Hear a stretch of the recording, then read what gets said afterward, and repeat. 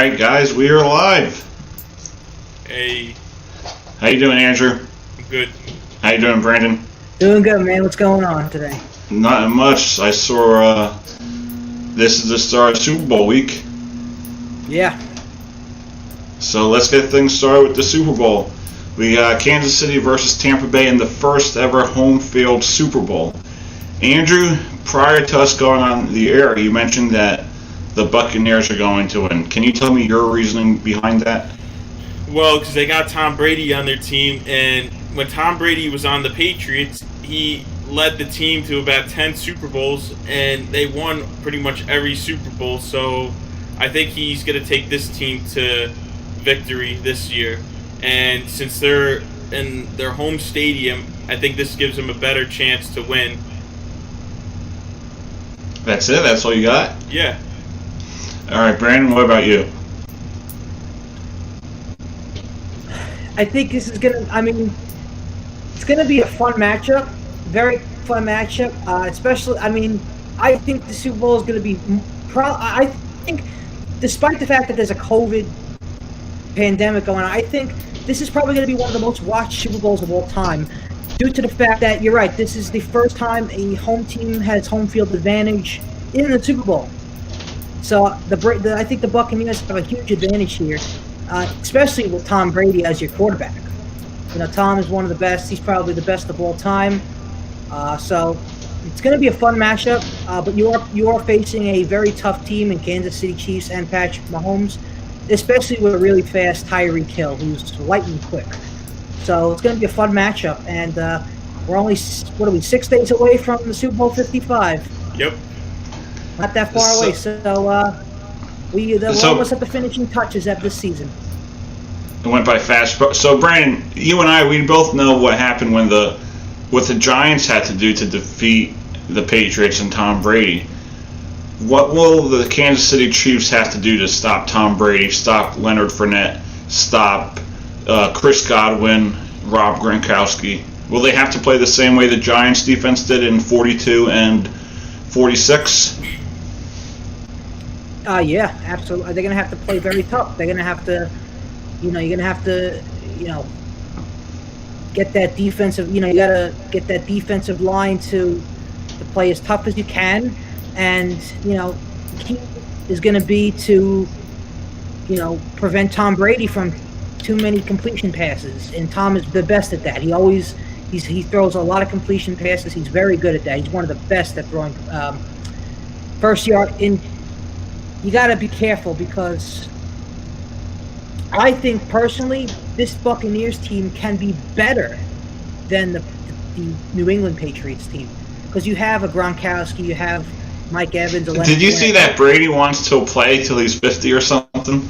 Yeah, I saw that. I think he can. I think he will.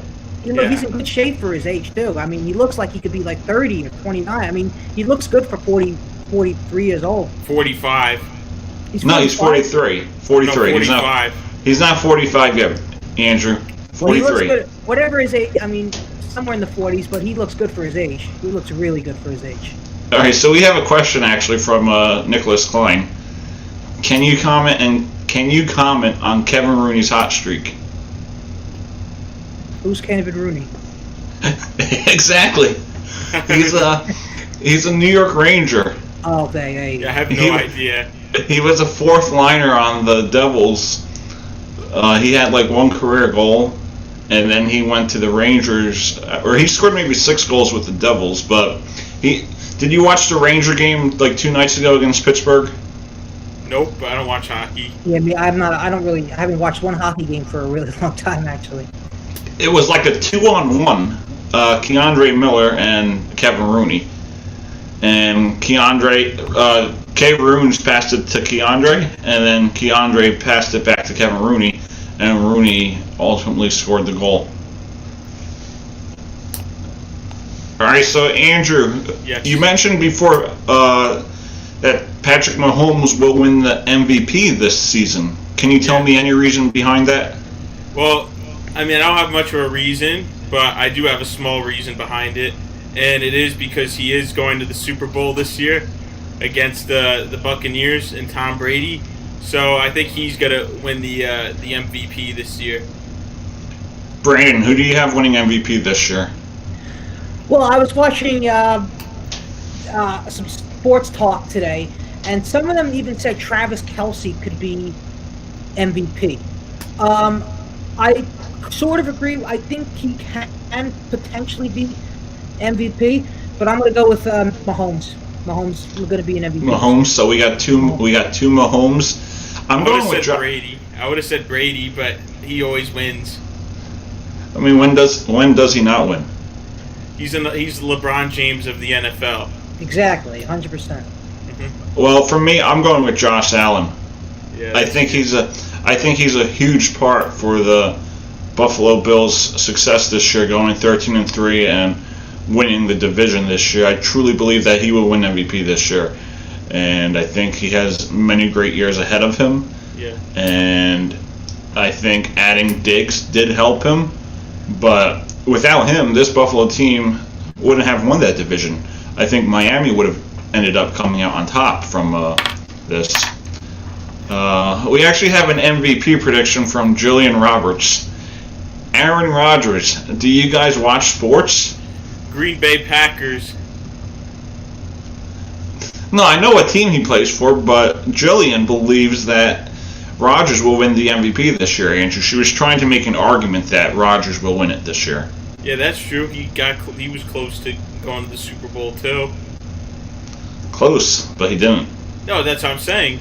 It's pretty close. So, do you guys think that was a bad coaching decision by Matt LaFleur, going for the field goal instead of going for the touchdown in the conference championship game? For which one? It was like 31-26, and it was 31-23. Mm-hmm. Tampa Bay was leading.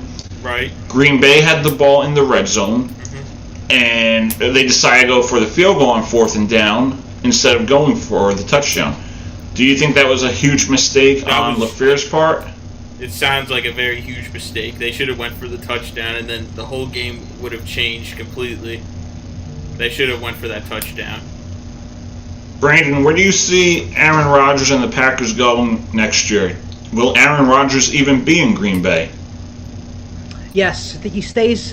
Just run it back. Run it back. I mean, listen, you gotta give yourself another chance here. I mean, listen, he's very loyal, and I think I mentioned this last show. He is the face of that franchise. He means a lot to that town. He's a fan favorite in Green Bay, and I think the best way to do this is just run it back again. You're not going to win a championship every year. I think the best way to do this is give it another try next year. Learn from your mistakes of what you did in the conference championship, and maybe you could end up fixing those mistakes. And Yeah, but why even add that comment at your press conference, including myself? That's like him saying, "I want to be out of here." Which comment? I don't when remember. he said there's a lot of unknown this upcoming off season, and he said, including myself. That's like him saying, "Oh, I don't want to be in Green Bay anymore," or he was taking a shot at the ownership for drafting a quarterback last year. Yeah, I mean, it's his choice. It's his choice, and if he's not happy where he is, I could see him going somewhere where it's a little, I could see him going to like a city that's warmer. I could see him even going to California because he played in California, college. I could see him going to a team in California. You think San Francisco would be a spot? It could be. That definitely sounds like a good team. They went to the Super Bowl last year. So they could do it. He could go to that team. Because I think San Francisco would be a good spot for Aaron Rodgers, and I think Jimmy G finds his way back in New England. Yes.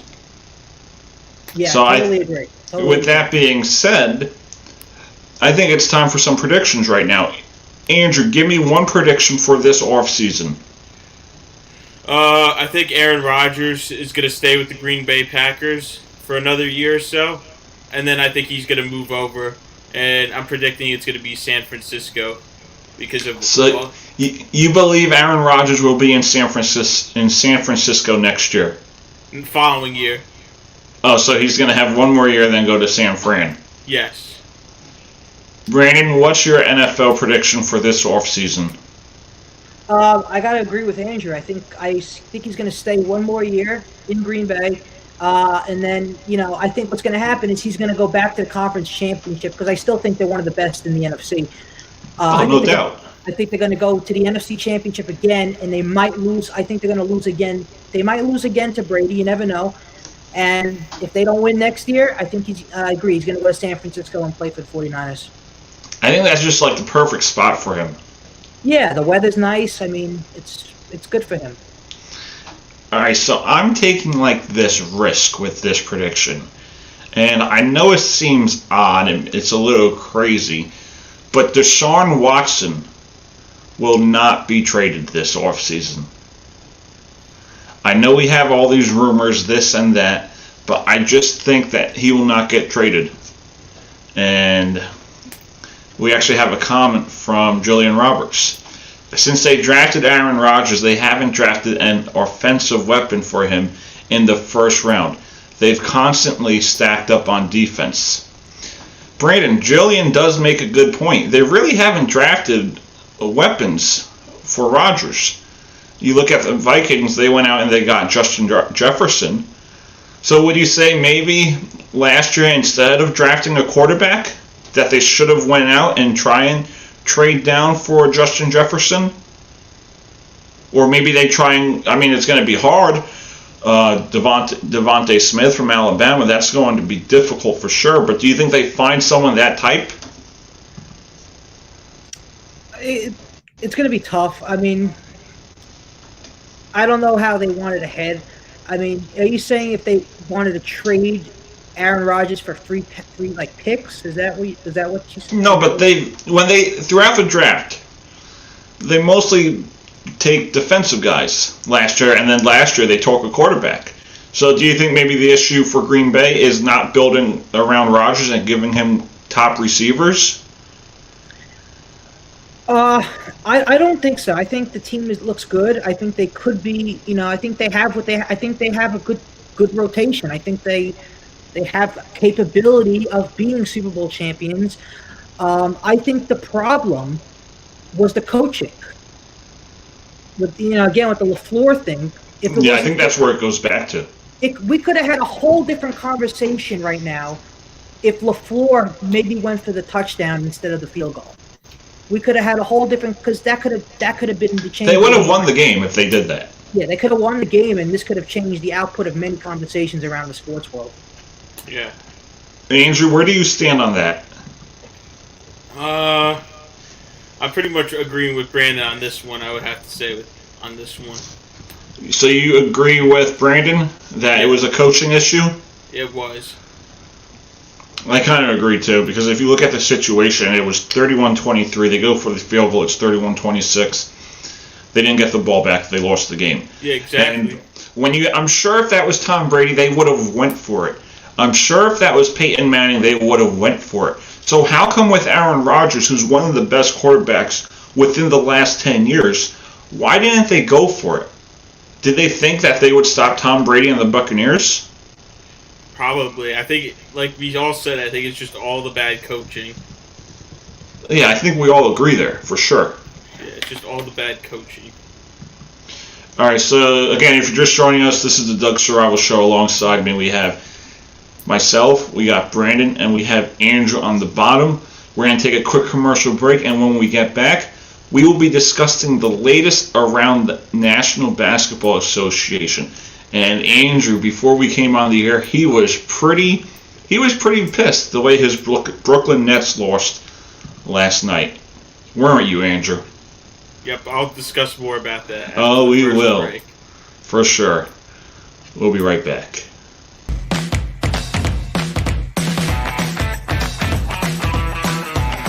Where the Monroe Falcons are playing the St. Joseph of McCutcheon Falcons. Past that game's history, we have a state's championship on our mind now. The Ranch, the Buffalo. It all works together very nicely.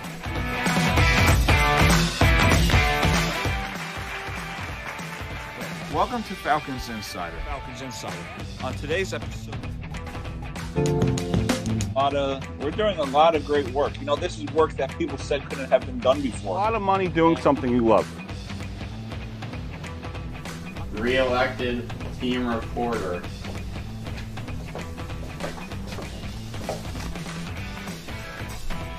Yeah, what a season that was for you. 54 points in 18 games.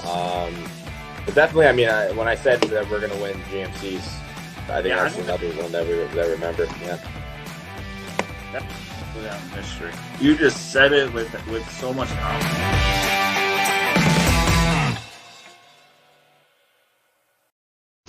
All right, we're back on the Doug Sarava Show. Alongside me, we got Brandon Schwartz, Andrew Brim. So how do you blow a 146-141 lead with 12 seconds remaining to lose this game? Andrew, what went wrong last night in Washington? The Washington Wizards won last night.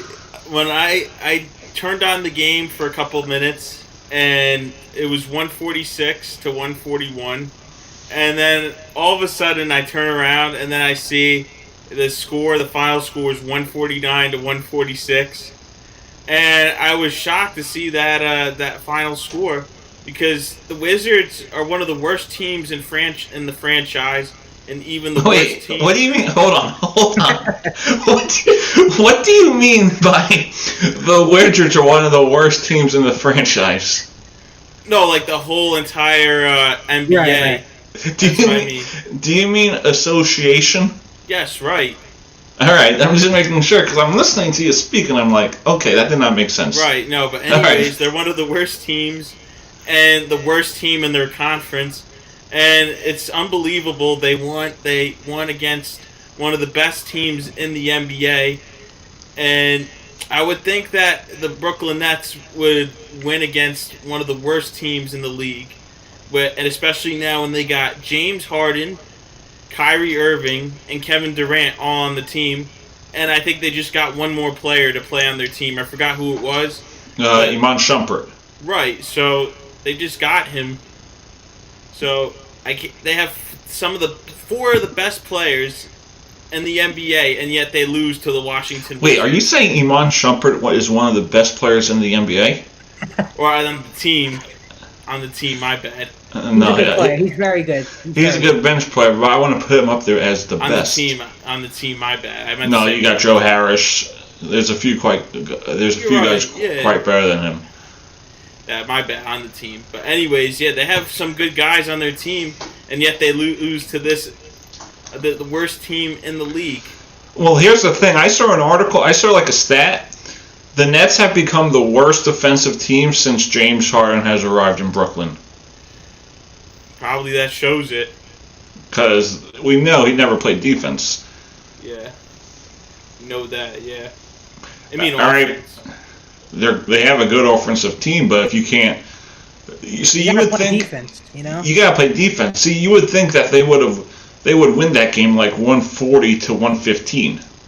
Exactly. You shouldn't have to worry about giving up 140 plus points. Yeah, I know, it's stupid. Brandon, I understand you have the Knick game on in the background. Where do they stand tonight, and where do you see them going moving forward? Well, the Knicks had a sluggish start to the game tonight, but they were only down by 4 at the half. You're playing a 7-11 Chicago Bulls team who is still developing. There's a lot of speculation about the Knicks in trading for Bradley Beal of the Washington Wizards. I think I saw something about that. That would be a very great trade for the Knicks, especially since they have a few first-round picks, I believe, from... Would you give up RJ? No, you don't give up RJ. Don't give up RJ Barrett. No. Don't give him up. There's rumors that the Knicks would give up Kevin Knox. Kevin Knox is now in the trade market. The Knicks would trade him. I think it's time to let him go because I think... he hasn't performed. I think the Knicks fans had enough of him already, and it's been enough. He's played more than enough years in New York, and I think it's time for him to go. But again, the Knicks need a guy like Bradley Beal. They need a guy who's a consistent, that's the word, a consistent three-point shooter who could come every game and hit at least 4, 5, 6 3-pointers a game. So what would you do? What would you have? Peyton, Barrett, and Beal? Yeah, I mean, well, they might ask for a guy like Elfrid Payton in this trade. If they ask for Elfrid Payton, I would almost give him up because I like the play of Emmanuel Quickly lately. I think he could. You guys still have Dennis Smith? Well, Dennis Smith now is at the G League. Well, no, Dennis Smith Jr.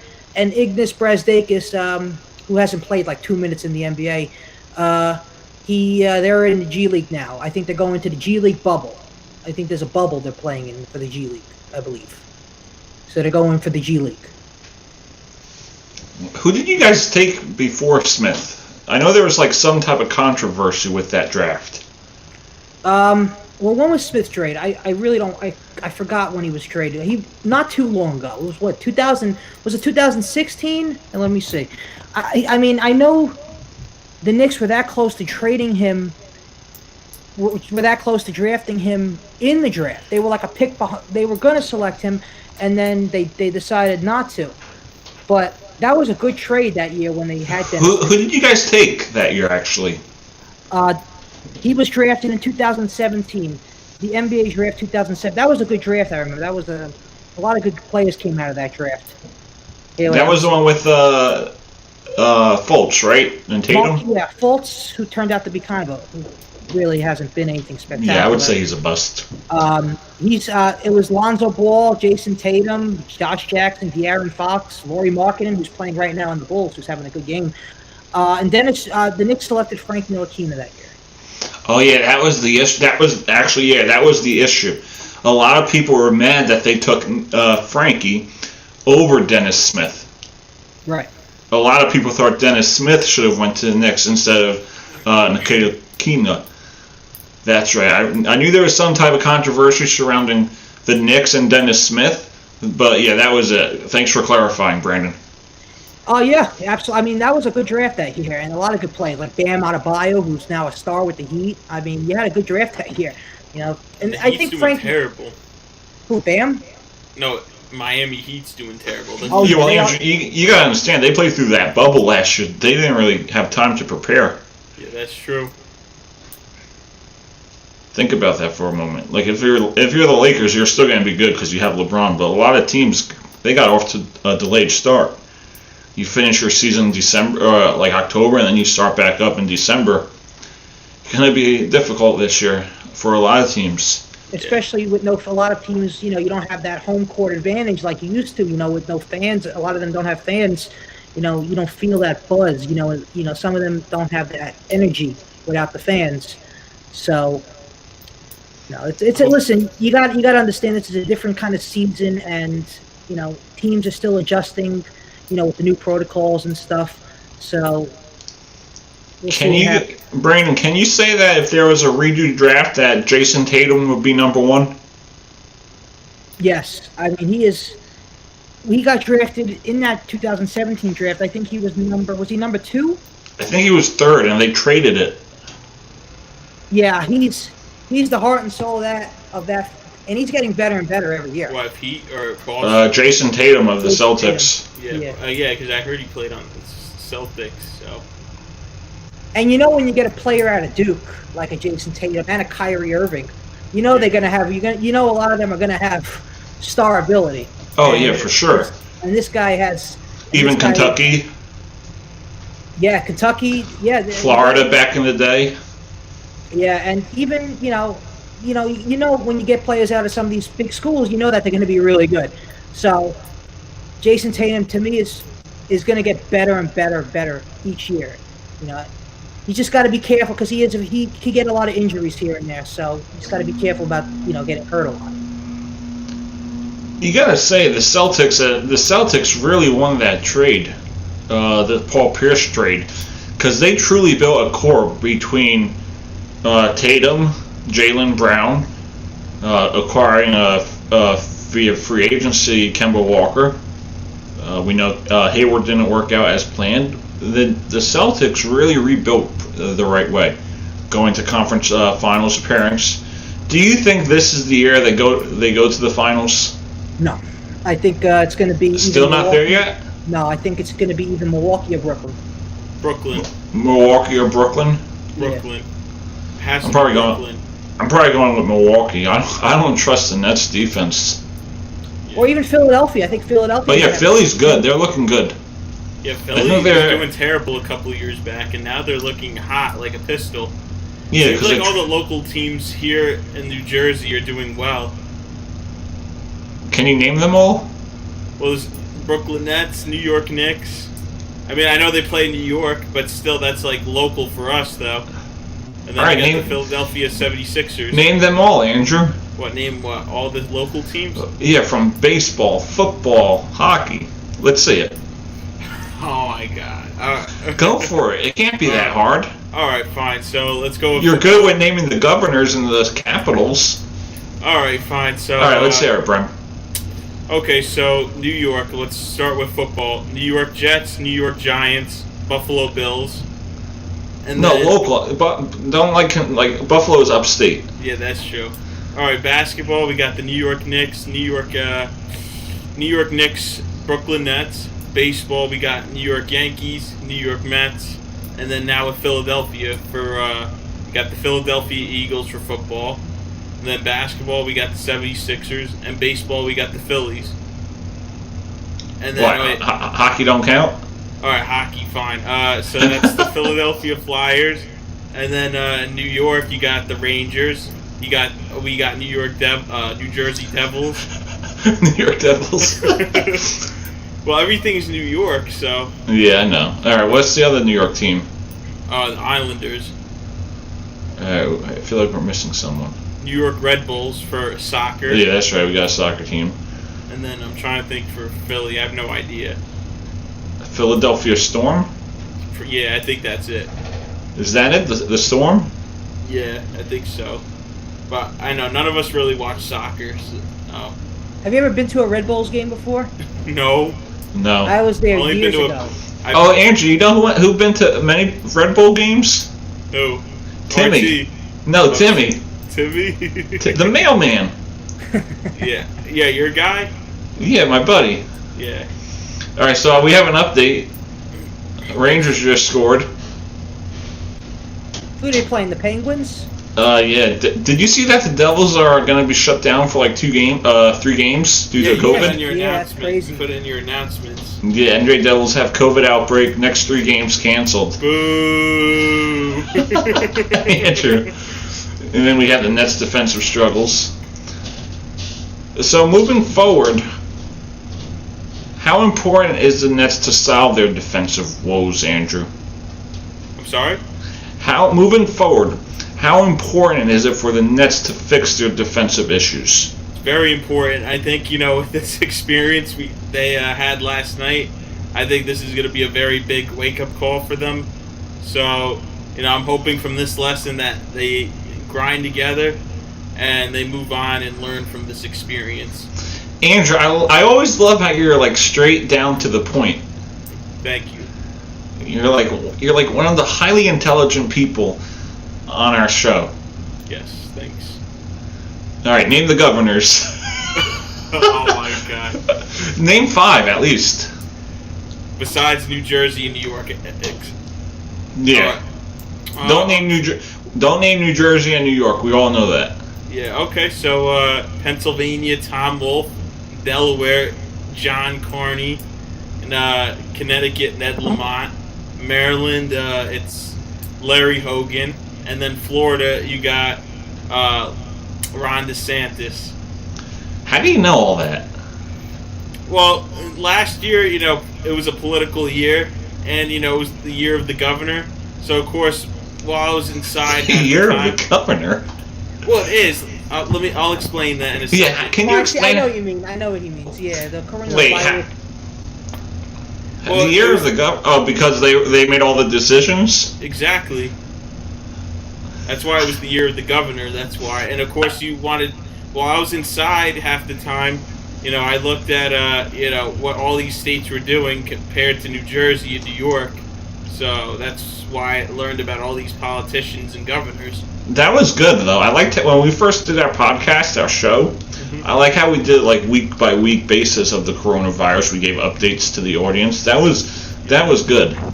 Yeah, That was probably one of my favorite things because Yeah. people want to know. People want to know what was going on in the world, and from our great viewers, our great listeners, we were able to give them like all the information, shutdowns, openings. Yeah, and we had today California just reopened. Yeah, well, the election is over, Andrew. Yeah, that's true. Well, everything's going to start to reopen again. Yeah, well, New Jersey, it's not over though. Yeah. Because we had a gubernatorial election this year. And Virginia has one too. Virginia and New Jersey are the only two states in the nation that have gubernatorial elections the year after the presidential elections every 4 years. It's always the year after the presidential election. Well, I believe we also have a Congress race too. I think so. And also this year in New York City, we got a mayoral election this year. De Blasio's out at the end of the year. Yeah, you see Andrew Yang? Yeah, but I hope he doesn't win. I hope it's a Republican. Yeah. Who do you think's? Wait. Who do you think's? Who's running besides Yang? I forgot who was running. I'm not sure. I haven't paid attention. I don't even pay attention to it anymore. Yeah, I try not to. The only thing I want to really pay attention to is the gubernatorial election in Jersey, since that's the major thing that's going on right now in my life. Well, why? You're running? Can you explain that? Like, why is it important in your life? Well, because I'm a state resident, and I'm voting this year, so my vote counts when I vote. And who I plan to vote for this year is Jack Ciattarelli for governor. Because, well, I think he's the only Republican running. Yeah, well, we had others, like we had Hirsch Singh run. I'm trying to think who else. I forgot who else was running. Peter Brehm. And then I haven't heard anything from the Democratic side. I think it's just going to be Phil Murphy. Yeah, it's just going to be Phil Murphy. That's how it normally is for elections. Yeah, so it's literally going to be this guy, Ciattarelli, against Murphy.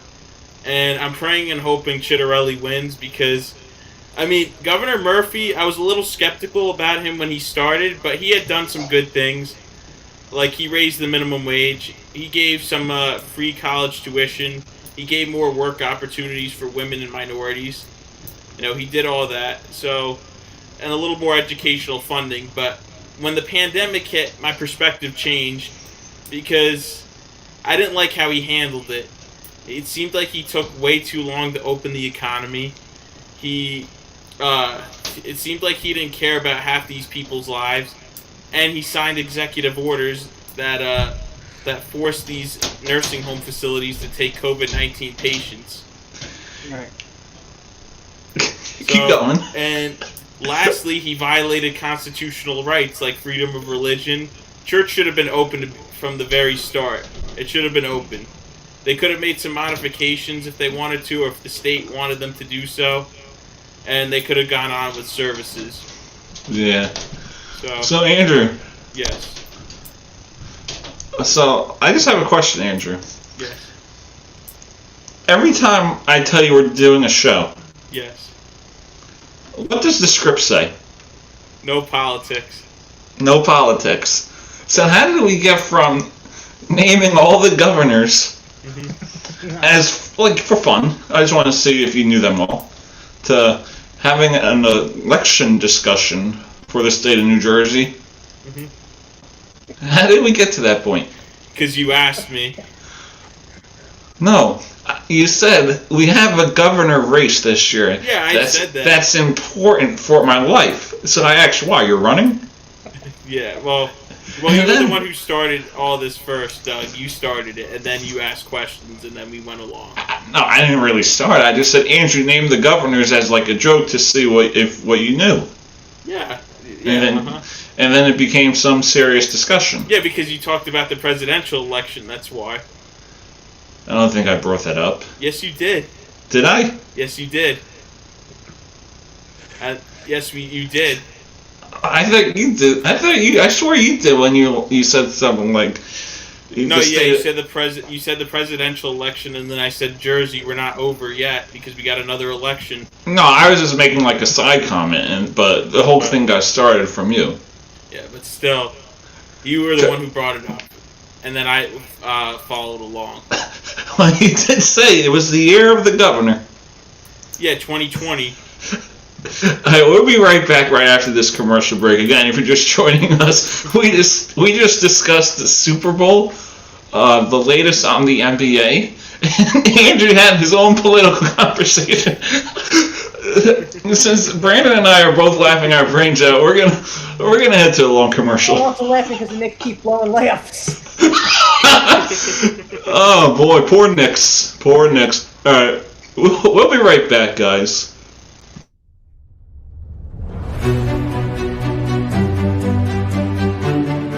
I'm going to work with Stratford Rec to see what can we do about it, because I can pitch in money to start with, because we need that.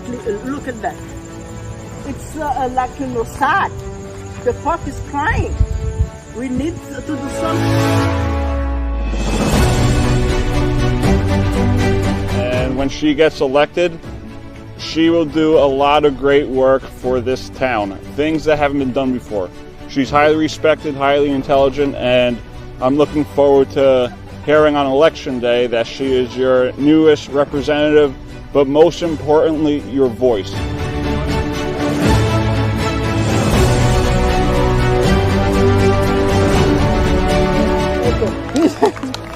Thank you so much. Thank you.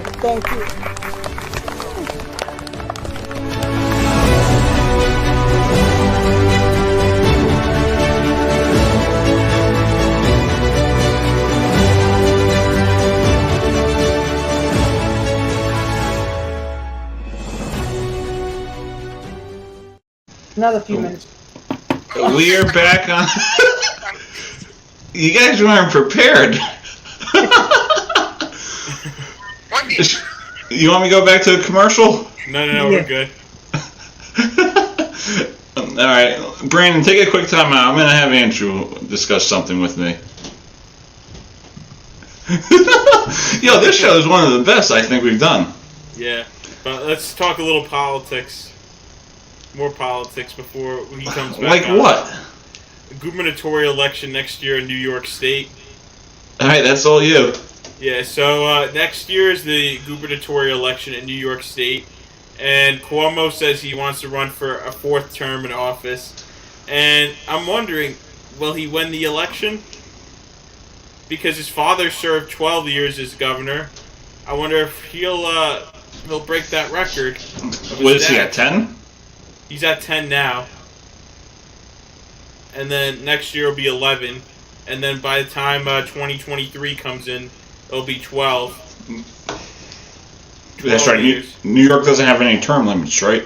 Yeah, right. They don't have any term limits like New Jersey does. All right, so Andrew, we're going to jump into some Major League Baseball. Dodgers haven't done anything this offseason, right? Yes.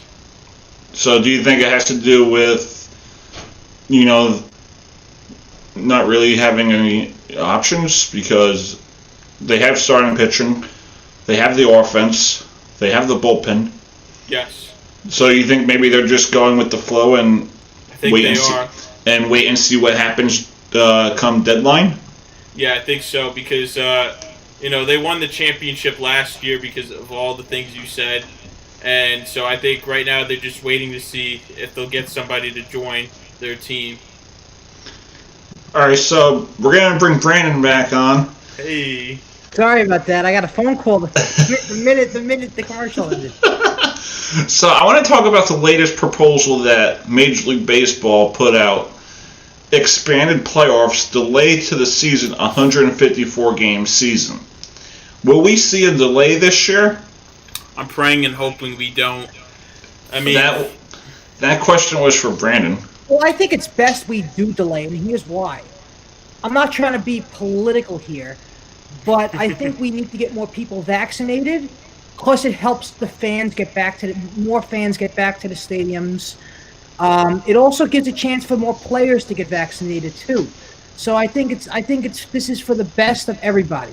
I think it doesn't just help baseball, but it helps the players and it helps the community around baseball. So yeah, I think this proposal, if it gets approved by the Players Association, I think this wants to be a decision tomorrow. Is that correct? I believe so.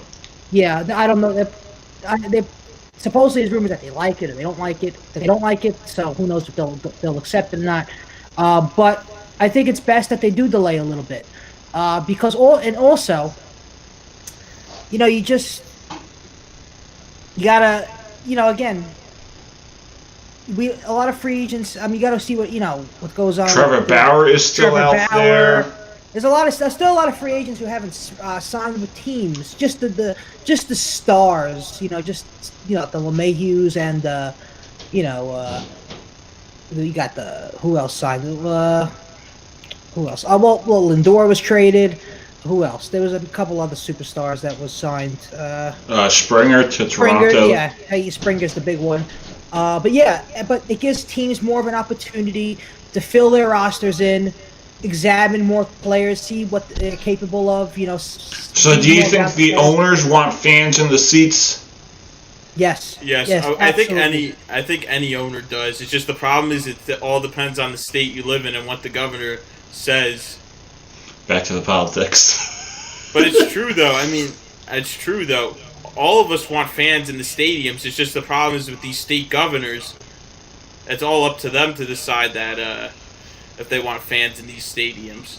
It's not the franchise. It's the governors in these states. So I'm not really trying to have a political discussion, but we saw with the Devils where they had the outbreak, the COVID outbreak, where there was 10 players on the COVID list. Yes. So do you think there's going to be more of an issue with the players getting COVID than the fans being the issue? Not really sure. But Because originally the problem was, because of COVID, no fans were allowed into the stands. Correct, right. Andrew? Yes. So now we see it with the Devils. This is the first time where, I mean, we saw baseball where the Marlins, the Cardinals, they had to cancel their games. The Devils have to cancel their games. Football, there was a few delays, but no cancellations. They moved a Sunday game to a Tuesday or a Thursday game to a Wednesday. So do you think this issue now is more based on the players getting COVID than the fans? It has to be the players. The players. It has to be. If there's no fans in the stadium, it has to be all on the players somehow. You know, I don't know exactly what these guys do outside of hockey, but it somehow has to be them. Well, I know the rules are if it's like a road trip, they have to stay in the hotel room. They can't. If they get something to eat, it has to be in the hotel room. So how will we get fans back into the stands? Well, I think we got to vaccinate enough people in New Jersey, and we got to convince Governor Murphy to reopen the Prudential Center. So I think that's how we could get the fans back into the stands. You don't think of like any safety measures? I mean, that all depends. Just open everything up. That's the way to go. Well, it all depends how we go along with this vaccination process. If we get the goal of getting about, I think, 60 to 70% of the population vaccinated, I think then we could reopen everything in the state or in the country. I think it is. So, if we get a good amount of the population vaccinated, I think we could open everything up. If we can't, but we want fans in the stadium, there should be some safety measures. Yeah, I think they can make it work. They made it work for the League Championship Series, the World Series. Some NBA teams are making it work. Yeah. They're going to make it work for the Super Bowl. The Dallas Stars, the Florida Panthers, they're making it work. Yeah. So I think maybe next year is when we'll start seeing fans for like statewide for the National Hockey League. I think Major League Baseball we may see some fans. Okay. The Devils had trouble drawing fans before COVID. What's going to make that change? I really don't know. It's a small market in Newark. They're not really, you have the Ranger fans. Hey, at least I'm loyal when I go to every game. What can I say? I mean, I took Ange to a game. He had a great time waiting for autographs. Nah. We know you love the autographs, Andrew. I don't. But the thing, back to the point, ultimately, I do believe fans will come back. I'm not sure when, but I do believe when you have those sellout crowds, it will be, I believe for like the National Hockey League, it will be the 2021-22 season. I believe we'll see some fans from Major League Baseball this year. I'm not sure how many, but I do believe we'll see at some point.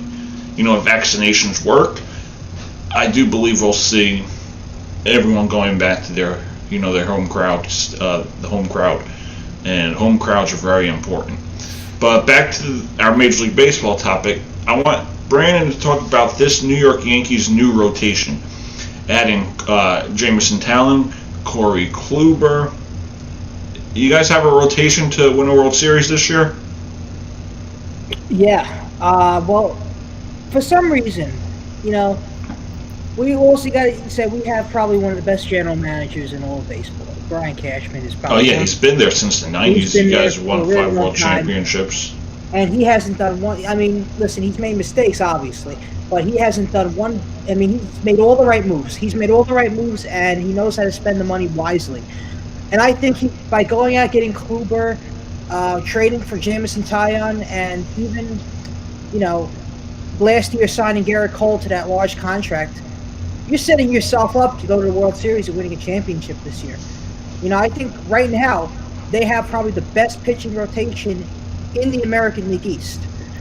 You know, when Severino, the problem is, you know, they're not going to have Severino for the first half of the season, knowing when that starts. He likely, if they did start in March or if they did start in April, he likely would come back in late summer. Well, probably early July he'd come back because he's coming off that major injury. Severino would be a major part of this rotation. Also, Domingo Germán, he had the domestic violence issue. Who knows when he will come back. But I'm also looking forward to Montgomery. I think he's a guy that could bring a different, unique pitch to the game. You know, he's a lefty. He reminds me a little bit of he reminds me of an Andy Pettitte kind of a little bit. You know, he's got that tall. He's a tall lefty. You know, he did have that tough injury a couple years ago, but he did come back and he looked pretty strong when he came back. You know, he bounced right back and he looked good again. But I'm also looking forward to the bullpen. I think we got one of the best bullpens, especially signing Darren O'Day. Darren O'Day, you know. Oh yeah, I think that was a good move for you guys. He signed, I mean, not a huge contract, but he's a guy you could bring in maybe in the 7th or 8th inning. You know, he's got a unique sidearm pitch. You know, and the Yankees had and a lot of teams had tough times hitting Darren O'Day. Darren O'Day's a tough guy to hit. And, you know, you also got, you know, Chapman. You got Chad Green. You also have, you know, who else do you have? You got a lot of guys in that bullpen who could, you know, close out games when you have to and shut out hitters in positions you have to shut them down with. You know, especially in the postseason when you have 2 men out, guy on third base, you want to go to the 9th inning with a 2-1 lead. You need that clutch pitcher to come in and shut them out for you. And I think a guy like Darren O'Day could be that kind of pitcher. So I just looked at my phone and I got a tweet from Nick Klein. You think the Mets are done? He wants to know if the Mets are out on Trevor Bauer because they did trade for Jordan Yamamoto today. So what's the market for Trevor Bauer? I think they could still sign him. I mean, they could. They traded Steven Matz. So if we're looking at the Mets rotation right now, obviously DeGrom's number 1. Syndergaard is still out. So you're going to have DeGrom. You're going to have David Peterson up for a spot. Carlos Carrasco. I think for the Mets rotation, when healthy, DeGrom, Syndergaard, Carrasco, those are your top 3. Your 4 could be Yamamoto and Peterson, or if they don't get Bauer, if they get Bauer, Stroman too. So yeah, I don't think there's room for him. I mean, even if they don't get Bauer, I still think they have one of the best pitching rotations in all of baseball. I mean, you have DeGrom. You have a healthy, well, when he's healthy, Noah Syndergaard. You have, who else do you have? There's another guy. Stroman, Carrasco. Stroman, Cookie Carrasco. That's a good pitching rotation right there. I mean, that's a tough hitting pitching. That's a tough rotation. Oh, for sure. So going into the season, would you say it's DeGrom, Carrasco, Peterson, Stroman, Peterson, and Yamato, maybe? I think Yamato is gonna. I could see him starting maybe in the bullpen, and then, eventually putting him in the starting rotation as the season goes on. And they did say something about Lugo, but I think he'll be in the bullpen. Seth Lugo, yeah, and also Trevor May too. Trevor May is. They signed him this offseason. He's a good pitcher too. It's Trevor May. He's tough. He's a tough guy to hit.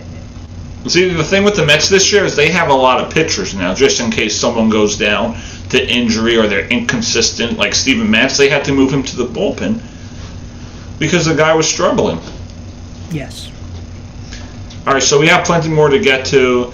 Again, if you're just joining us, this is the Doug Saravo Show, host of Falcons Insider and Faith, Life, and Death. We'll be right back right after this commercial break to discuss more. We'll be right back, guys. Hey, Falcons fans, it's the team reporter here, Doug Saravo.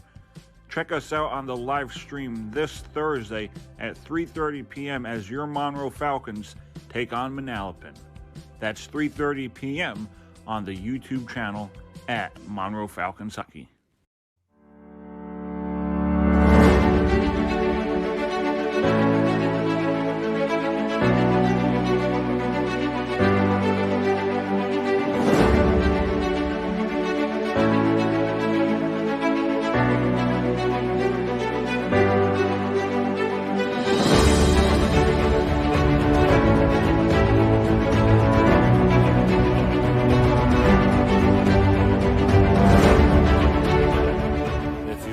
Falcons Insider, number one, all across Monroe. It's the most viewed. I really appreciate you coming out and doing this. Doug does a great job covering us. He runs the Instagram for us and posts all interesting facts, comments about our teams we go through. When you look at the polls, when you look at the viewers, when you look at the statistics, we're getting a lot of good feedback, and I think moving forward that we're going to do a lot of great things.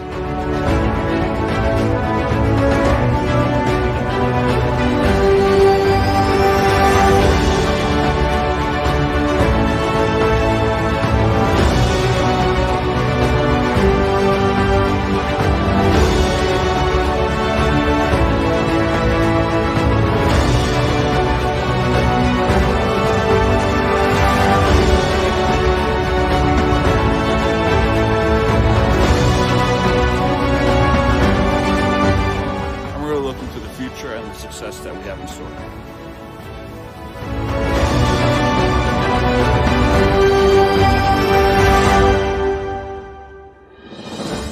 I'm Doug Saravo, and I approve this message. We are back on the Doug Saravo Show. Alongside me, we got Andrew Brown and Brandon Schwartz.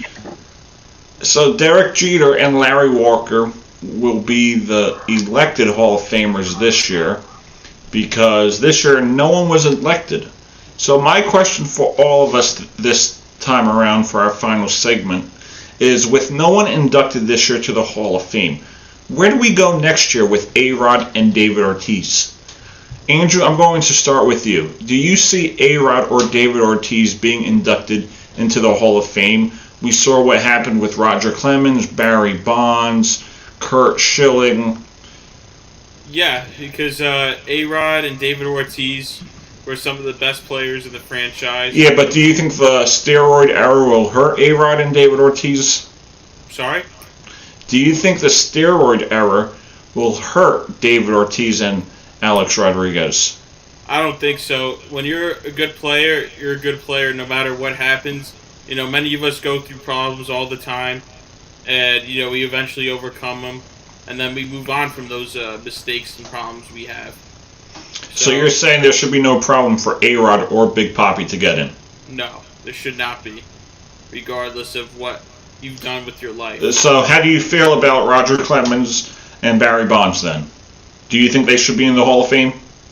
Yeah, you should be in the Hall of Fame. If you're a good player, you should be in the Hall of Fame regardless of what you've done. It doesn't matter. So wait, let me get to this. Let me get down to the point. So you don't believe that the Hall of Fame is this holy place?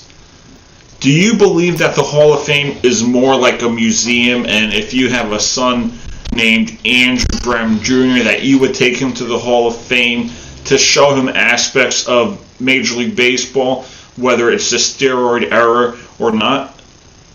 I would. I would do it.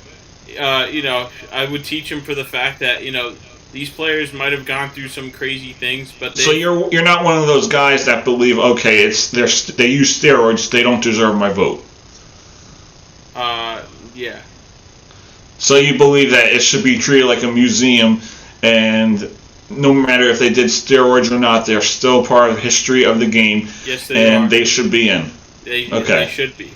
Yeah, and plus that's what it is. It's a museum, Doug. It's a museum of all these things that have happened over the years. So they should do it. All right, so you're not one of those guys where they're guilty, they did steroids, they don't belong in the most holy place of Major League Baseball. Yeah. All right, I respect that. Brandon, where do you stand on this? Do you see someone like Alex Rodriguez, David Ortiz getting inducted? Yeah, I do. I do see at least David Ortiz getting into the Hall of Fame. But I also could see A-Rod getting into the Hall of Fame. And listen, we could have a whole discussion on the steroid thing. You understand. The guy had a hell of a career. Yeah. He got the Yankee. He helped the Yankees win the 2009 World Series. Without him, he wouldn't have won that World Championship. No doubt about it, because he hit those clutch home runs when they needed us to, especially Game 2 of the American League Division Series. But yeah, definitely I'm going to say definitely A-Rod should get in the Hall of Fame. I think A-Rod will have no problem. Take away the steroid discussion, because I don't think that should have anything to do with his election to the Hall of Fame. I don't think A-Rod's going to have a problem. Hopefully he doesn't. You know Barry Bonds did steroids. You knew Roger Clemens did too. They were the main guys. They had hearings at Congress. The difference with especially now where we're in an era of where people believe that drugs could help make you feel better and make you play better. I don't think the steroids should be an issue now. For me, the difference with A-Rod is, yeah, he got caught. He admitted to it, and he took his suspension. He took his suspension like a man, and he came back. He played baseball. He wasn't one of those guys where he tried to fight and says, "I did not take steroids." Period. And he played even you could say even after he had this, after the suspension he served. Obviously, he probably didn't take any more steroids after that because he learned his lesson. But he still was a hell of a player even after the suspension he went through. He was still hitting home runs. He still had power. He was still a great player after the suspension he served. I do believe A-Rod's going to get him. Yeah, hopefully, because he definitely deserves it. And he's had a great career even after his baseball playing days. I love watching him on ESPN. And even if you're not a Yankee fan, even if you're a Red Sox fan, even if you're a Met fan, you respect Alex Rodriguez. Rays fan. Yeah, Dodger fan. You respect Alex Rodriguez. I love A-Rod. Yeah, you got to respect him. And that's like, that's like the comparison, like the people like Paul Pierce. And I'm a Knicks fan. I respect Paul Pierce. So yeah, it's vice versa. Respect, you got to respect the stars in our game, because they mean a lot to the community and they mean a lot to, the Hall of Fame also. You think David Ortiz has the same chance? Yeah, I do. I think he's going to get in. I think he's going to get in too. I think, you also have to look at the idea of I don't know if the MLB ever thought of this. I don't know if they does the MLB Hall of Fame committee go by loyalty to your to your town? So, for example, would Alex Rodriguez, if he didn't get into the Hall of Fame, well, since A-Rod was a fan favorite, do they take that into consideration to be in the Hall of Fame? Or do they just go by strict play, like how you play in the game? Because sometimes the Hall of Fame, I think it depends on the voter. Yeah, because I don't know if the vote goes by whether you're a fan favorite, like Derek Jeter, or it goes by how you strictly play. Because I feel like all this stuff could have a factor in your determination of. Oh, for sure. But like if you watch Major League Baseball Network, some of these guys talk about a player's WAR. Some of them talk about his analytics. So a lot of the writers of the BBWA,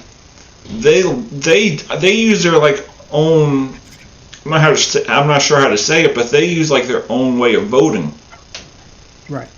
Like it's not like here, Braden. This is the guidelines on how to vote. Someone might vote for. I might vote for A-Rod based on, his clutch home runs, his stats for sure. While someone might say, I'm not voting for A-Rod. He got suspended. So there's no like guidelines into consideration, but I think maybe there should be some in place. Because a lot of these guys that vote, they use their own like system in place of this guy's WAR. He hit a lot of home runs, but his WAR wasn't that great. So I think you really have to look into different considerations on the voting process. Absolutely, and there's also a lot of people that say, do you believe that do you think that the Hall of Fame, the way they vote, is the right way in selecting a Hall of Famer? Do you think the way they vote is like, do you think they're smart for doing it that way, or would you, like, if you were a voter, would you do it differently than the way they do it now? I think they should change it up a little bit. Derek Jeter, right? One person didn't vote for him, right? Yeah, one person. Why not? Who knows, man? Like you're sitting here thinking he would be 100%. For sure, he's a first ballot Hall of Famer. I guess they wanted to even the odds out. Yeah, but when you look at the career Derek Jeter had, there's no way one person could not have voted for him. They're probably brainwashed. They probably brainwashed, or they broke his heart, or Jeter broke his heart while playing. Probably. Could have been like what was that team? Could have been an Orioles fan when the fan interfered with it, and they called it a home run. Yeah. Maybe that guy's an Orioles fan or something. Yeah, maybe. What year was that? I don't remember that play. I think Tony Tarasco. 2016. Remember, it was a game. It was a long time ago, Andrew. Oh, okay. Like the late '90s. Remember when Jeter hit a home run and there was supposedly fan interference in the right field? I don't remember that. You were like 2 years old, Andrew. But Brandon's a Yankee fan, so he might remember. No, I'm only a year older than Bram, so I don't remember. I was only 3. All right, I'm gonna try and pull it up on my phone. Wait, I gotta download it to play it. But it was like he hit a home run, and Tony Tarasco, like, I think it was the right field. He went to catch it, and the guy blocked. The fan put his glove over it, and the Baltimore Oriole was arguing that it should have been fan interference. They called it a home run, and I think the Yankees went to the LCS or the World Series. Right, okay. All right, I'll have to look that up later and see it. Yes, we're going to go to a quick commercial break, and we're going to give our final thoughts of today's episode. We'll be right back.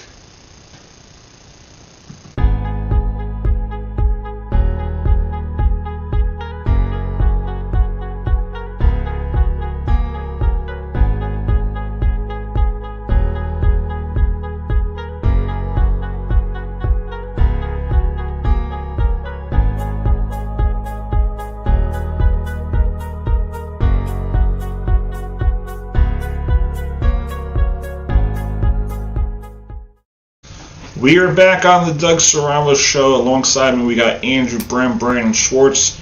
Before we get started, next week's episode may be around like 3 o'clock due to a high school hockey game we have around 8. And I believe we will have 2 other guests on the show with you guys. Alright, so we have this comment from Julian Roberts. Steve Bartman, 2003. Another fan interference game. That was the Cubs versus the Marlins. So, Julian Roberts, highly intelligent individual when it comes to sports. Thank you, Julian, for joining us today. So, Andrew, give me your final thoughts on today's show. Oh, it was a great show. We had a lot of fun, a lot of excitement, a lot of enthusiasm. I liked how we talked about, the Super Bowl, of course, which is next week. Happy Super Bowl, by the way. Happy Super Bowl week. For whoever's going to be celebrating. And then, we talked about the Nets' loss last night, which is still humiliating as hell. Yeah, how do you blow that lead, Andrew? I don't know. It's so stupid. But anyways, that, and then that's Crazy Doug hops right into politics, and then Crazy Doug? That's my name? Yeah, Crazy Doug. Talks politics, and I hop. All right, so hold on. It's probably backwards, but Brandon, that's the. Oh, that was okay. That was a while ago. Yeah, I don't remember that. Yeah, that was the fan interference. I've probably seen highlights of it. I don't remember that in person. Yeah. All right, Andrew, continue. But anyways, we talked about politics.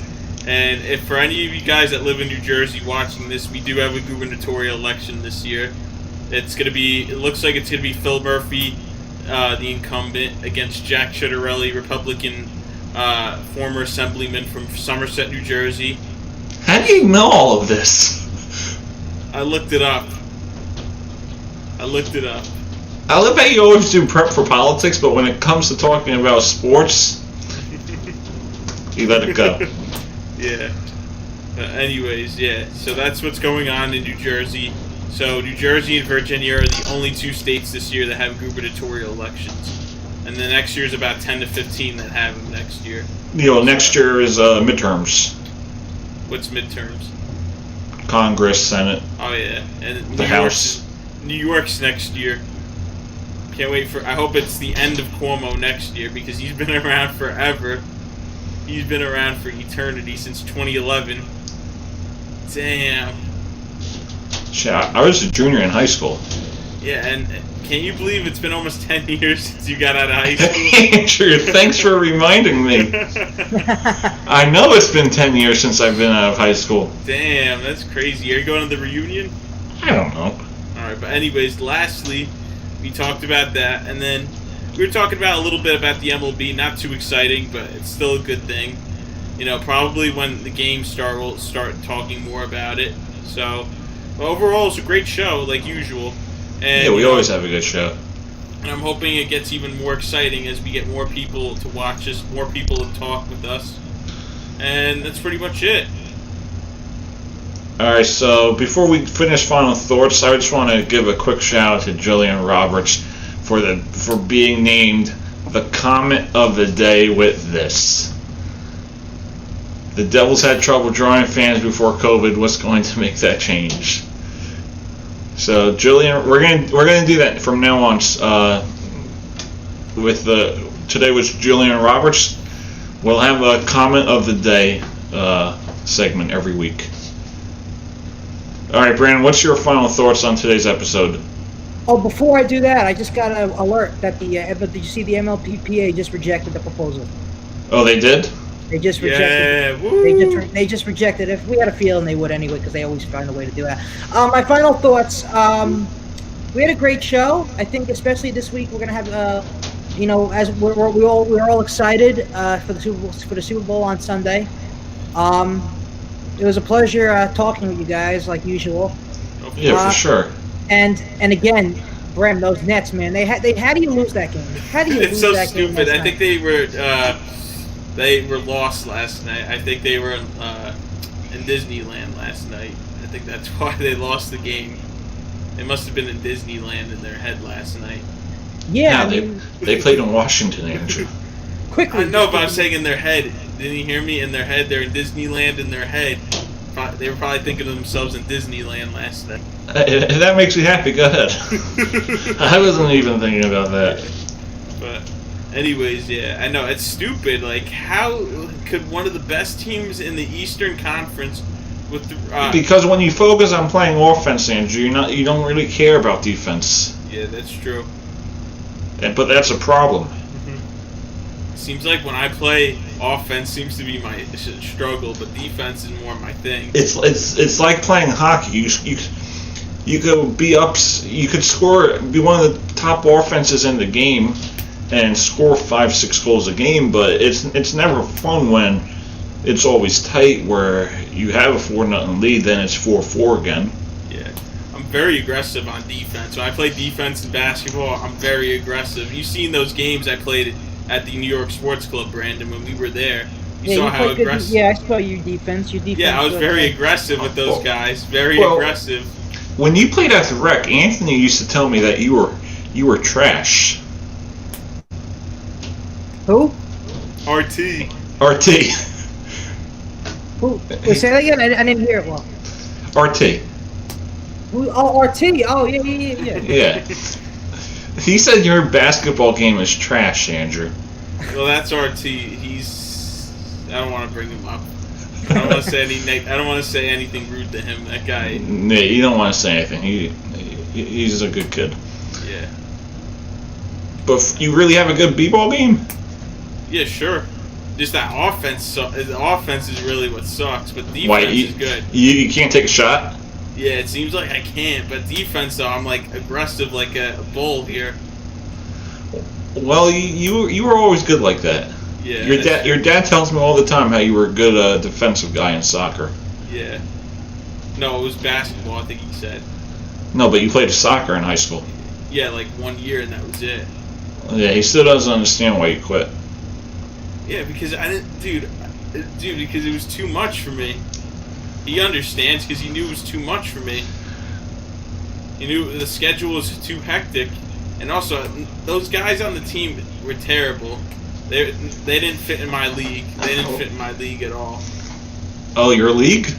Yeah, my league, as in like guys I could really interact with, and guys I would possibly hang out with. You know? What type of girls are in your league? I don't know, but all right, let's save that for a different day. Yeah. I just wanted to see your reaction.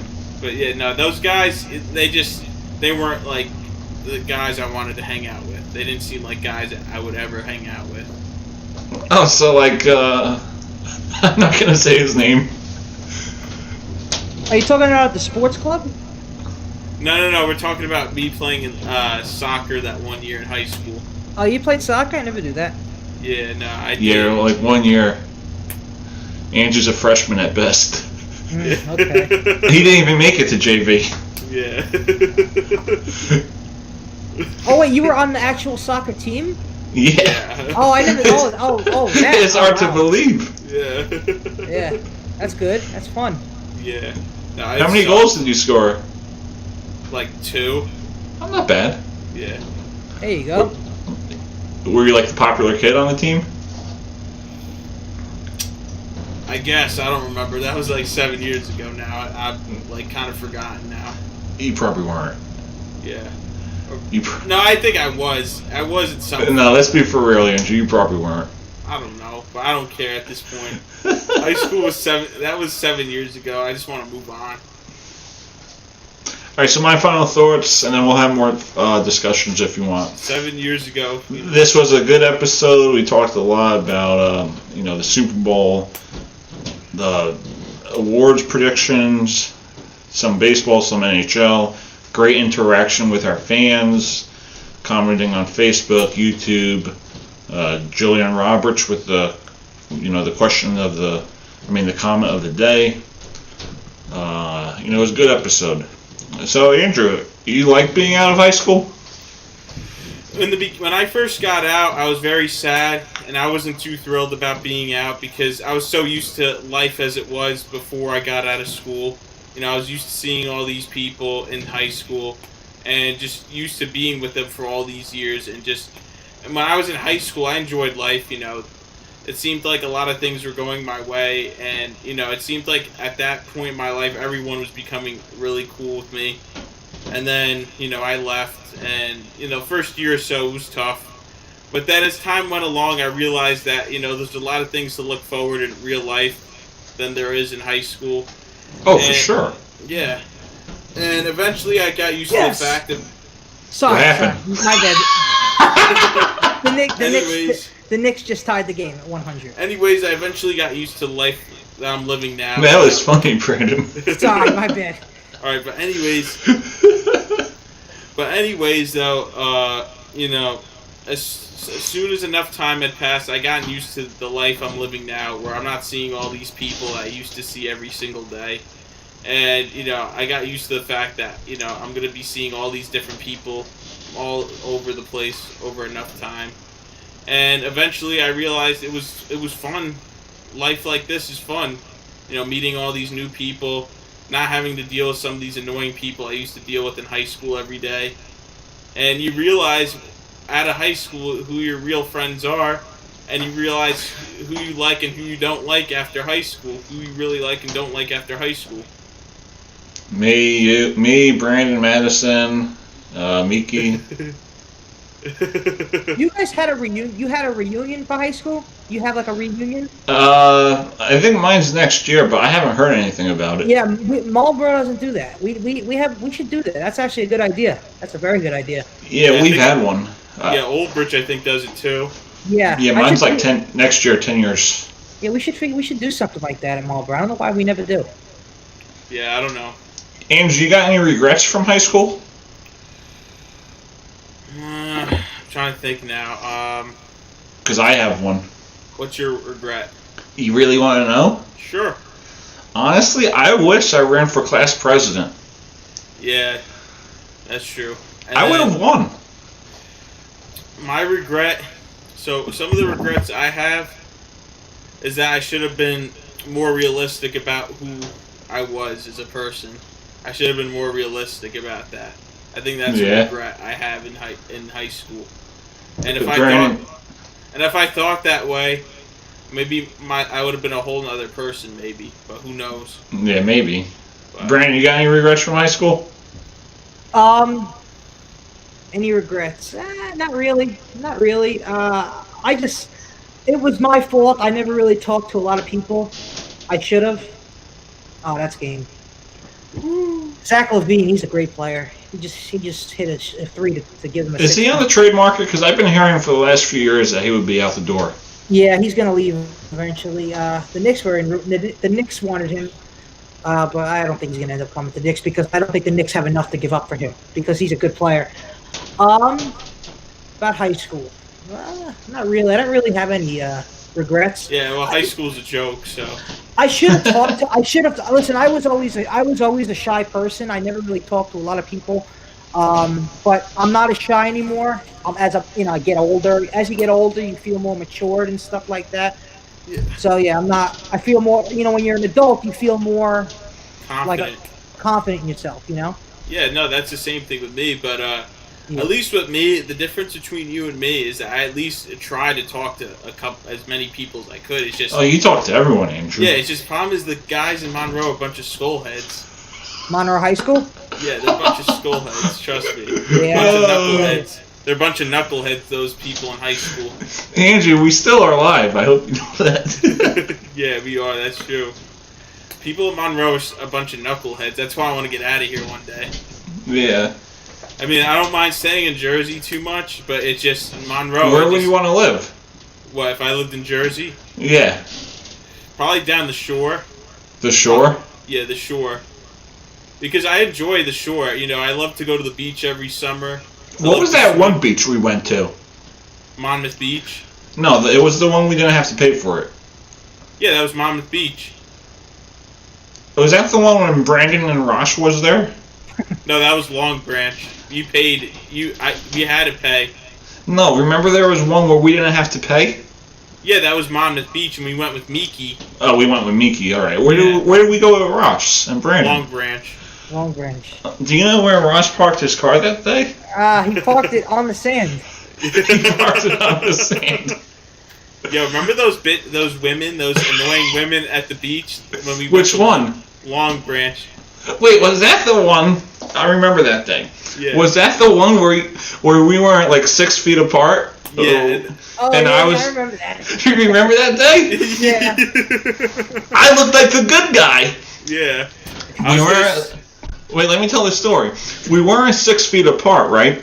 Right. And they said, they're like, that's not 6 feet, guys. And then here I go, acting like the good guy. Yeah, I know. I keep telling them this ain't 6 feet. And then they're like, I guess they don't listen to you. Yeah, dude, I would have just said, go F yourself. All right, Andrew, let's keep this show PG. Yeah, that's true. I would have just given them, the little bird and then tell them to screw off. Oh, Andrew. Dude, it's not like their business to know.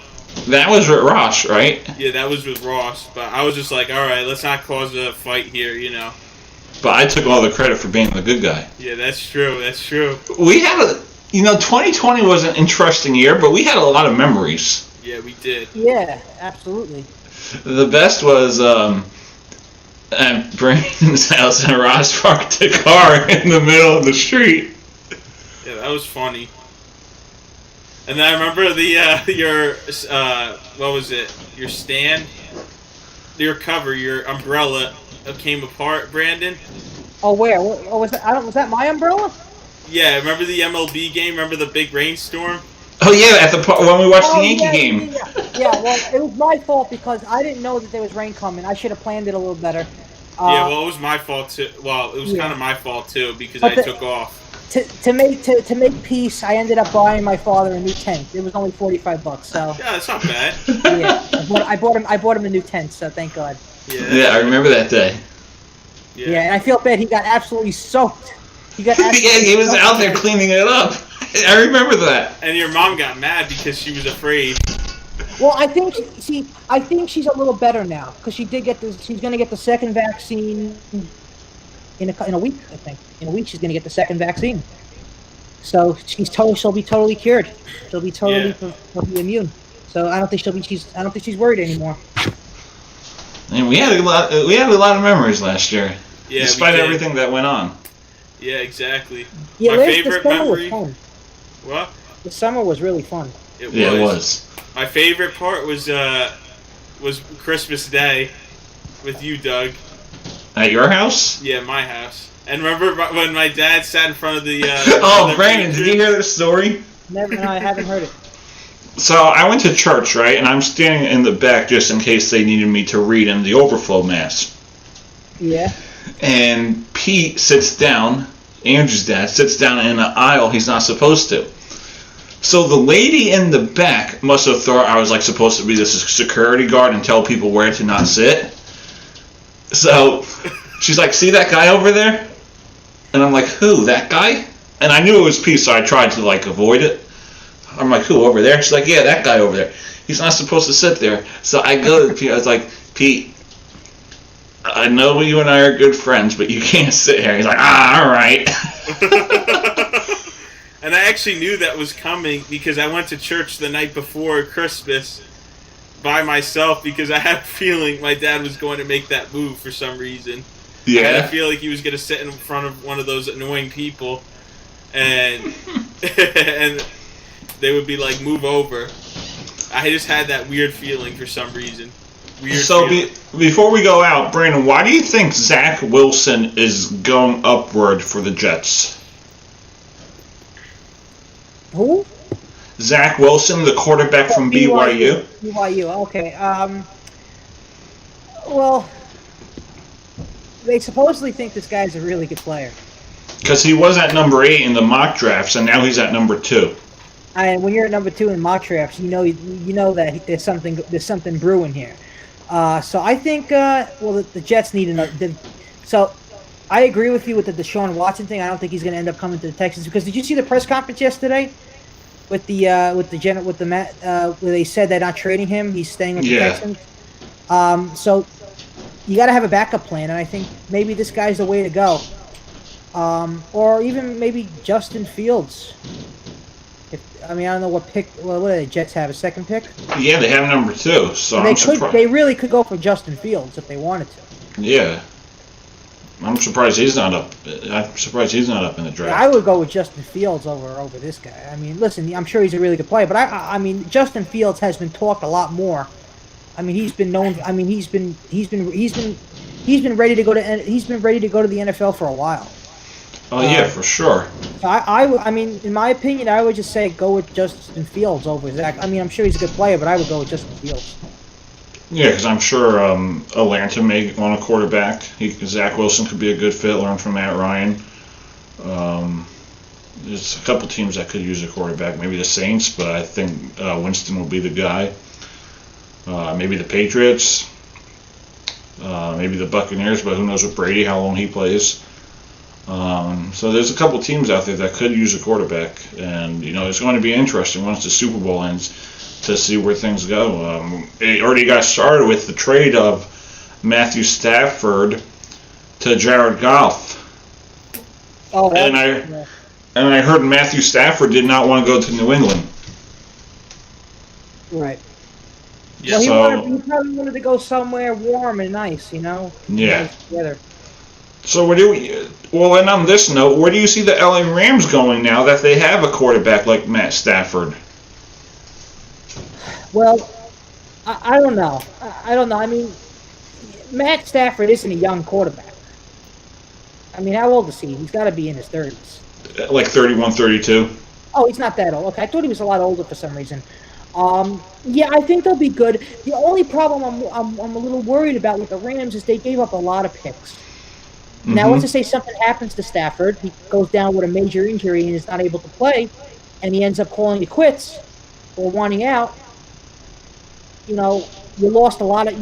Your future could be in jeopardy. You don't know. You don't have those picks anymore. You traded unless they truly love John Rawford as a starting quarterback. Right, I forgot about him. He's a good quarterback too. But yeah, you gave up a lot of picks for him. You gave up 3. You gave 3 picks. Mm-hmm. They don't have a first round till 2027, I believe. It's 2027. That's the one. Or 2024. Oh shoot! Wow. They traded a few for Jalen Ramsey. They traded a few, and they traded 3 for Stafford. So maybe they think they could win now at Stafford. We'll see. I think it's going to be. I think the Rams just gotta play around with it and see what happens. See how it works. Not everything's going to work out for the. Not everything's going to work out. So if it doesn't work out, then it doesn't work out. Everybody has to fit into the team in a certain way. Yeah. Yeah, we'll see. But yeah, one more thing. I went to a few other beaches and nothing happened. Well, I was spaced out anyways because I went to Deal and I went to Deal a few times and it was fine.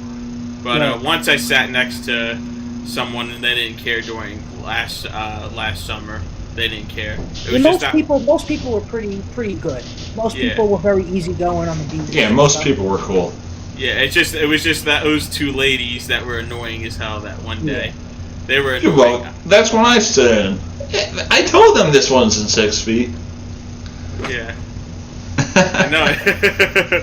I know. Yeah, that was funny. Well, they were clearly a lot older than us. They clearly. I don't know how old they were, but clearly past the age of 30. They clearly were older, so... Yeah, but... So, Brandon, Nick's lost? Yeah.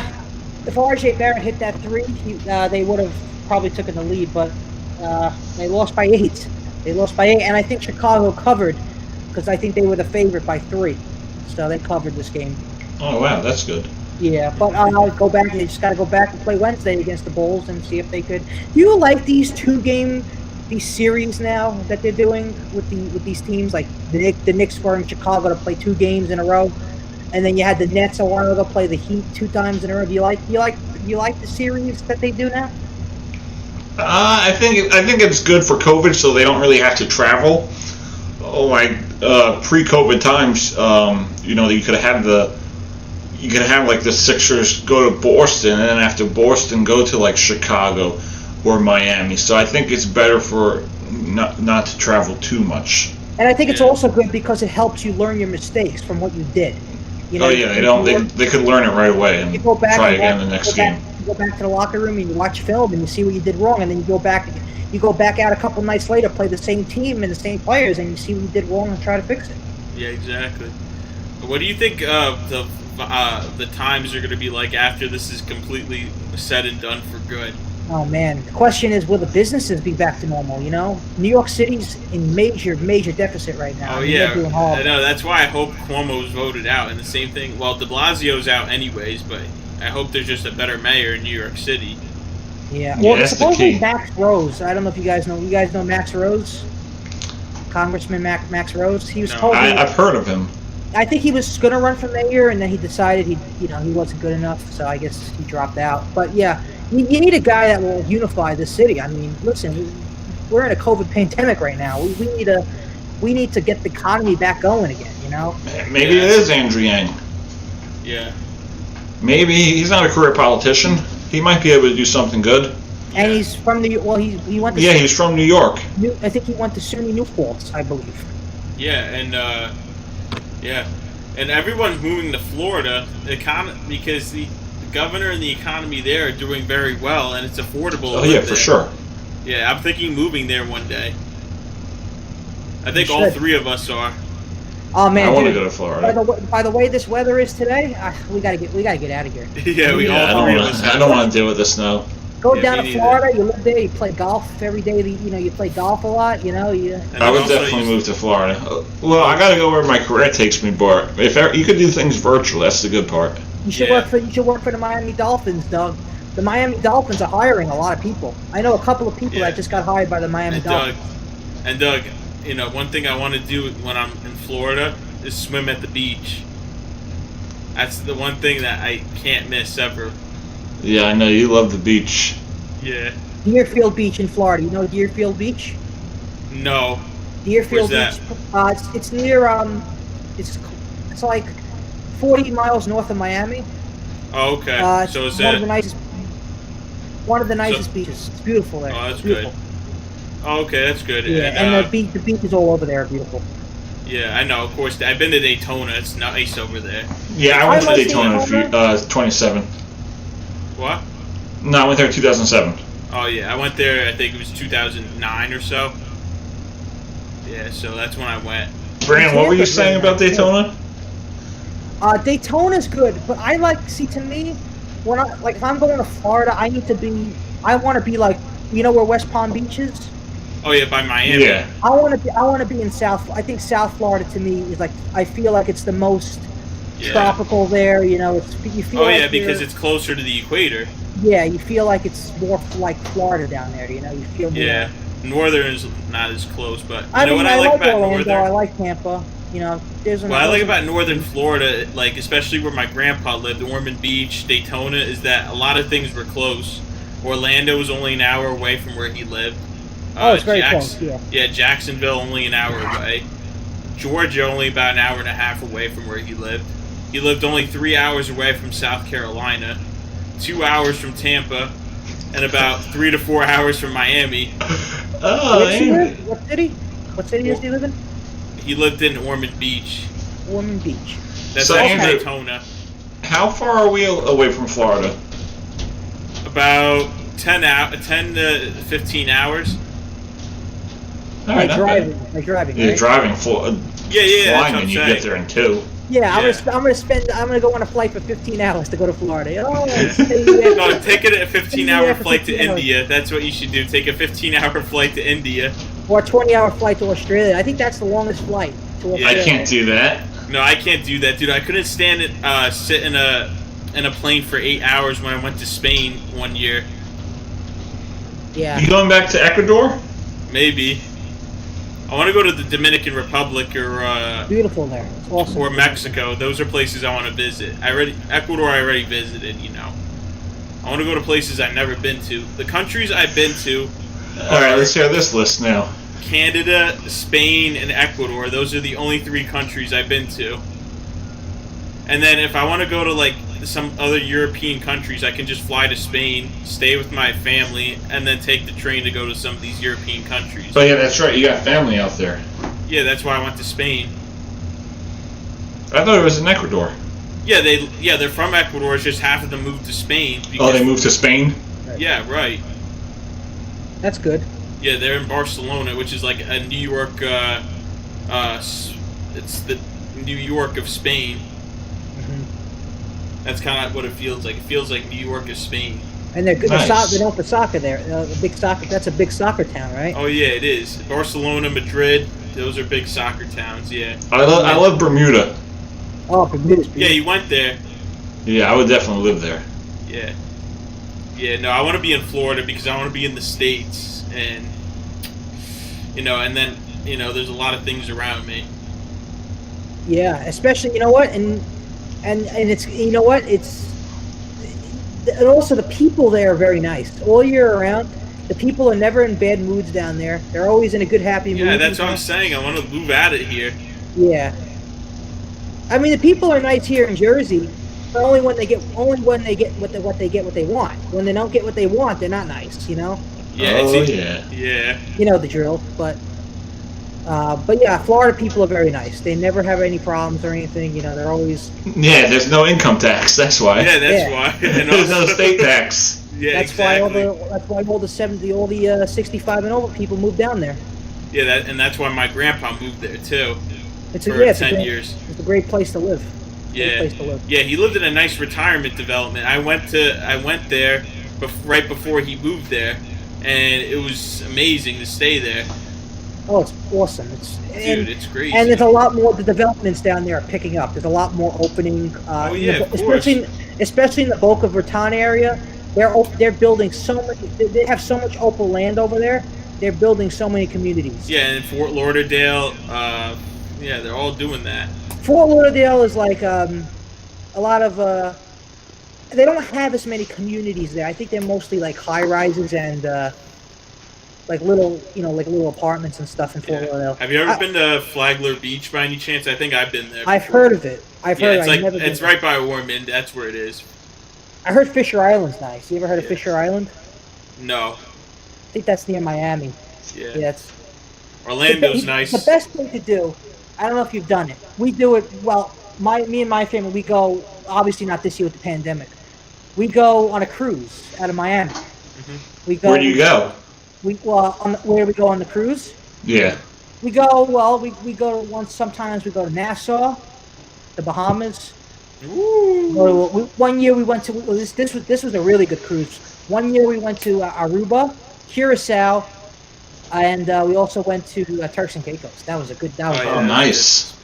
Yeah, Doug, you were on a cruise recently, right? Yeah, last year, 2019, we went to Bermuda. And that's when he met Carl. Yeah, Carl. Who's Carl? He's a good friend of ours. Carl, if you're watching, shout out to Carl. I thought you said his name was Coral. Yeah, Carl. How you doing, Carl? Yeah, so Doug met a guy on the cruise ship named Carl from upstate New York. Yeah, he's a good friend. He was going to get him a job. Shh, we can't say this on the air. Alright. Fine. But no, cruises are fun, man. They're the best. I haven't been on a cruise ever. I only been on a plane, and that was it. And those industries are hurting. The cruise industry. Yeah, they are. They're getting really, really hurt. Yeah. You know what's a good place to visit that's not too far from here? Ocean City, Maryland. That's a pretty good place, too. Ocean City, Maryland. Yeah, a lot of people go there. I went there a few years back. After I got out of high school, I went there with my parents. Yeah, it's not too far. It's like 4 hours or so. Not too far, not too close. It's out of state. It's right here. So it's good, and they have good hotels, and the city's way better than some of the towns in Jersey. Oh, man. Anything is better than Jersey, Andrew. Well, not Pennsylvania, and New York's worse. My father's telling me he wants to move back to Staten Island one day. People say they want to move back to Staten Island because first of all they don't tax your income. Your people that work for. I wouldn't want to live there. No, I don't want to live there. It depends where you live. I mean, I'd go back, but not to live. You live in Tottenville. Tottenville, right by the bridge. That's the best place to live because it's you feel like it's Jersey over there because it's like doesn't look like New York City. Like I mean, I would probably live there, but yeah. No, I don't want to go back to Staten Island. I mean, I don't like let's say you get like a job in Staten Island, or you get a job in the city. You could travel anywhere. You travel from Jersey. It doesn't really make a difference. Oh yeah, a lot of people go from Jersey to the city. Every No, day. they go from moving wise. They go from Brooklyn, then they go to Staten Island, and they all move to Jersey. Yeah. Oh, you're talking about the migration of people living. No, but that's how it is. But you could travel for work from New Jersey to. Yeah, and it's it's so crazy. We're all from Staten Island, and yet all of us ended up moving to Jersey. Yeah, but the best part, Andrew, is you guys moved right next to us. Yeah. Where in Staten Island did you guys live? I lived there for like 2 months maybe, or 4 months. Moved here in September, but my dad and Andrew's dad were neighbors on Stroud Avenue. Stroud Avenue. I have no idea where that is. Yeah, we lived in, are you familiar with Annandale? No. I barely know anything around Staten Island. Yeah, I go to Staten Island like a lot. Because I have a lot. Wait, is Annandale by, there's like a gym, there's like a McDonald's. You're talking about, you're talking on Arthur Hill Road. Yeah, is that Annandale? That's Annandale. I lived right over there until I was in 3rd grade. Nice. Right off the highway. I lived. You could see my house was literally right. My house was on the highway. I lived in New Dorp. That's what I was told by my parents, because I don't really remember being in Staten Island because I was only an infant. I moved out. You remember being at the beach though? No, I don't. You used to tell me all the time you lived in an apartment and then you would go to the beach and that's why you loved the beach. Because my parents told me about it. Oh, all right. And they showed me pictures, and I went to visit that apartment building a few times, but that was it. Yeah, we used to go see you there. Yeah, I don't remember that. I was too young. I was 3 when I moved out. I was only a baby. Right. So I don't remember that. My whole life has been in Jersey, and everything I remember, Jersey, I don't remember. I mean, I think Jersey's good. I think they're very good. You got to have money to live here. It's not cheap to live in Jersey. Sure. And if Phil Murphy keeps raising the taxes, everyone's going to be out the door. But the good thing is he is raising the minimum wage to $15 an hour, I think, by 2024. I think. 23. Well, that's 23. good. That's good, but the problem is going to be, more taxes will be taken out of people's paychecks, probably. Oh, yeah. Yeah, so that's why I want Jack Ciattarelli as the governor. So if they elect this guy, he won't raise taxes. This guy, Jack Ciattarelli? He wants to lower property taxes and gas taxes. Okay. That's what he wants to do. He feels like New Jersey's broken. That's what he feels like. It is. Yeah. That's what he feels like. He wants to lower the property taxes. He wants to solve the housing crisis, the economic crisis, the job climate. All right, Andrew, tell us all about New Jersey and its taxes. You're good at politics, so talk to us about this. So Jack Ciattarelli feels like the state is broken. He feels like it's broken. He feels like taxes are high. The business climate is at brink here. He feels like small businesses are being shuttered, especially now with the pandemic.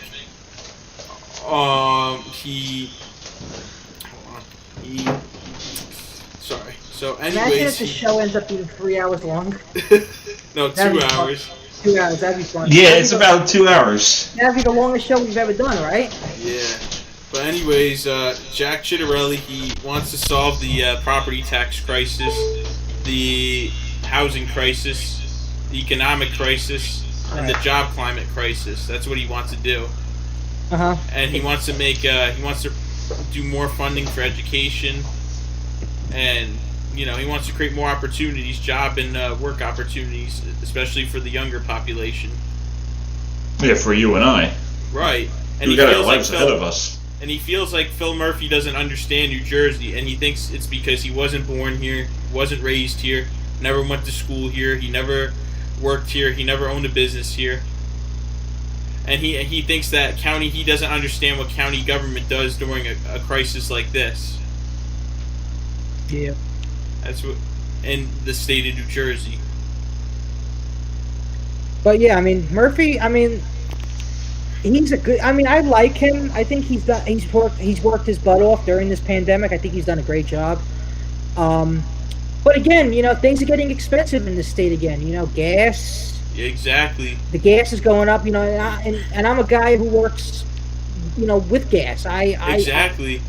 I deliver food, and I gotta fill up gas at least twice a week. Yeah, I just paid $30 for Plus gas yesterday. For Plus gas? Yeah, for Plus. Normally it costs me about $25, $22. But did you fill up the whole tank? Yeah, I filled it. Yeah, it was Plus. Yeah, like when the pandemic began, a whole tank could have cost $20. Yeah, exactly. Yeah, gas was like maybe $190. Well, exactly. Now we're at what, $255? Yeah, because exactly. you know why? The stay-at-home order is lifted and everybody's out again. So. Yeah, and and also they had a budget to meet, so that's why. Yeah, but at least you know what? I'd rather them raise the price of gas and kind of feel like we're kind of heading back to normality. Yeah. So it's not like that's a good thing. It's kind of a good. Yeah, but good before thing. it was like $223, $230 though for gas in Jersey. Yeah, that's why some people like getting these electric cars. Like the Teslas and stuff. Oh yeah. This way, all you gotta do is just pull over and charge your car. Yeah. But those cars are a fortune. Oh yeah, of course. You gotta sell your heart for that. Oh my God, I know a couple of people who have it, and they said they're like the fastest cars they've ever had. Ooh, yeah, they are. They turn really quick. Yeah, they do. Absolutely. This was a good show. I gotta say, this was really fun. This was really fun. Yeah, we had more of a conversation than just question answer. Yeah, Well, and that's the best thing to do. yeah, Doug, I'll be seeing you on Saturday, right? We're going down the shore on Saturday, I think. Yeah, it's somewhere like that. Yeah, and then Brandon Sunday. Yeah, I'll be working Sunday. I hope this is a lit weekend because if I'm doing all these things. Yeah, but you know what sucks? What? The Super Bowl is over around 11 o'clock, 10:30, 11 o'clock. Restaurants are going to be closed by 10 o'clock on Sunday. Yeah, but Johnny Mac's won't be closed because they got a tent outside. Oh, well, that's good at least. Yeah. What are you guys gonna do on Saturday when you go down to the shore? We're going out to dinner somewhere. Oh, who just you guys, or your family? Families. Oh, nice. So who's going? Your mom. My mom's sister, my aunt, uncle. Nice. Friends they grew up with. Judy, is your right? Yeah. Is your family going, Andrew, too? Yeah, me and my parents. Oh, that's good. Yeah, should be a good time. You know where Maybe. you know where you're eating yet?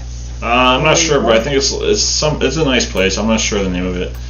But if Ross was going, I'm sure he would take up the whole parking spot. Yeah, he would. Yeah, maybe next time, maybe someday we could try to bring him on the show. Yeah, we should. Yeah, one day the three of us should go to Atlantic City one day after COVID's over with. We should go to Atlantic once City. it's over, you don't want to go now. Oh my God!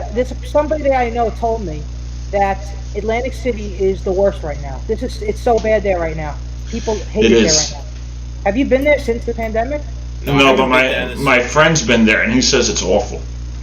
You can't drink, you can't eat. You can't eat. I mean, it's not the same. It's not the same, and hopefully Spoon will be back and all that. I hope by the summer, especially because the summer I got plans. Like what?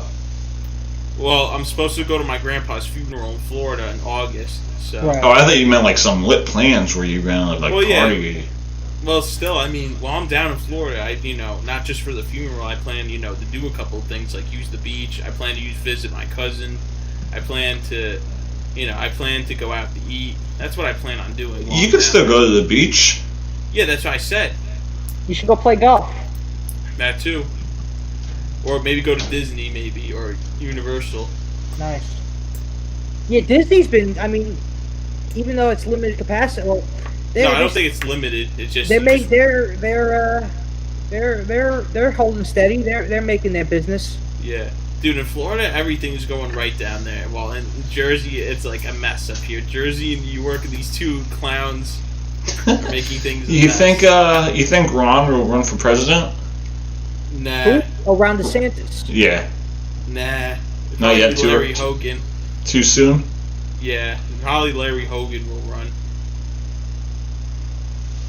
I think Ron would be a good candidate. Yeah. Yeah, people like Ron. People think he's great. Yeah. Florida's been working, so. They're gonna have their state. I think they're gonna be one of the first states vaccinated in all the United States. I think they're speeding it up really fast down there. Yeah, and also West Virginia probably comes second because I heard a lot of things in West Virginia too. Jim Justice is putting seniors first as well. Well, they should. Yeah. It seems like all the states that are run by Republicans are doing a way better job than these Democratic states. Right. Yeah, well, that's factual. We see it.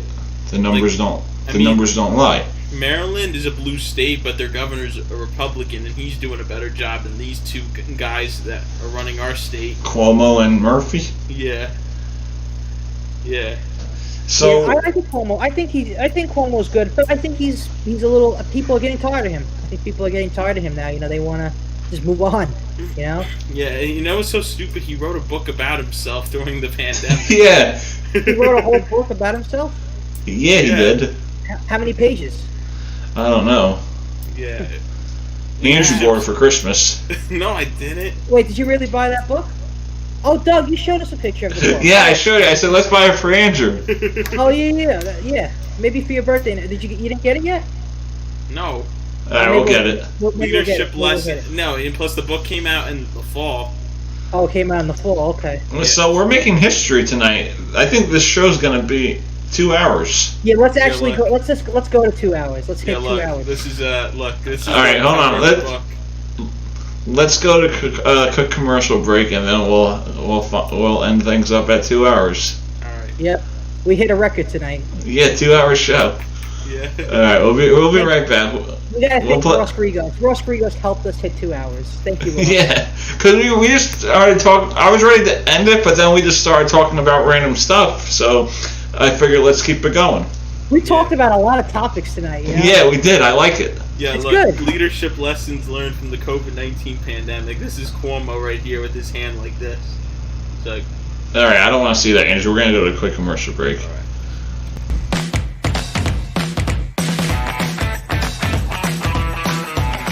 Where the Monroe Falcons are playing the St. Joseph of McCutcheon Falcons. In the past, that game's history. We have a state's championship on our mind now. The Ranch, the Buffalo. It all works together very nicely.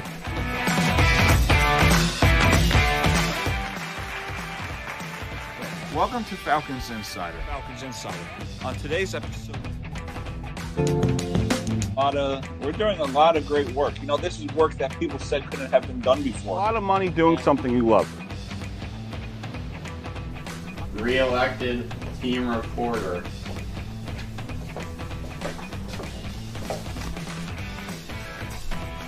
Yeah, what a season that was for you. 54 points in 18 games. But definitely, when I said that we're going to win GMCs, I think that's another one that we remember. Yeah. That's without history. You just said it with so much confidence.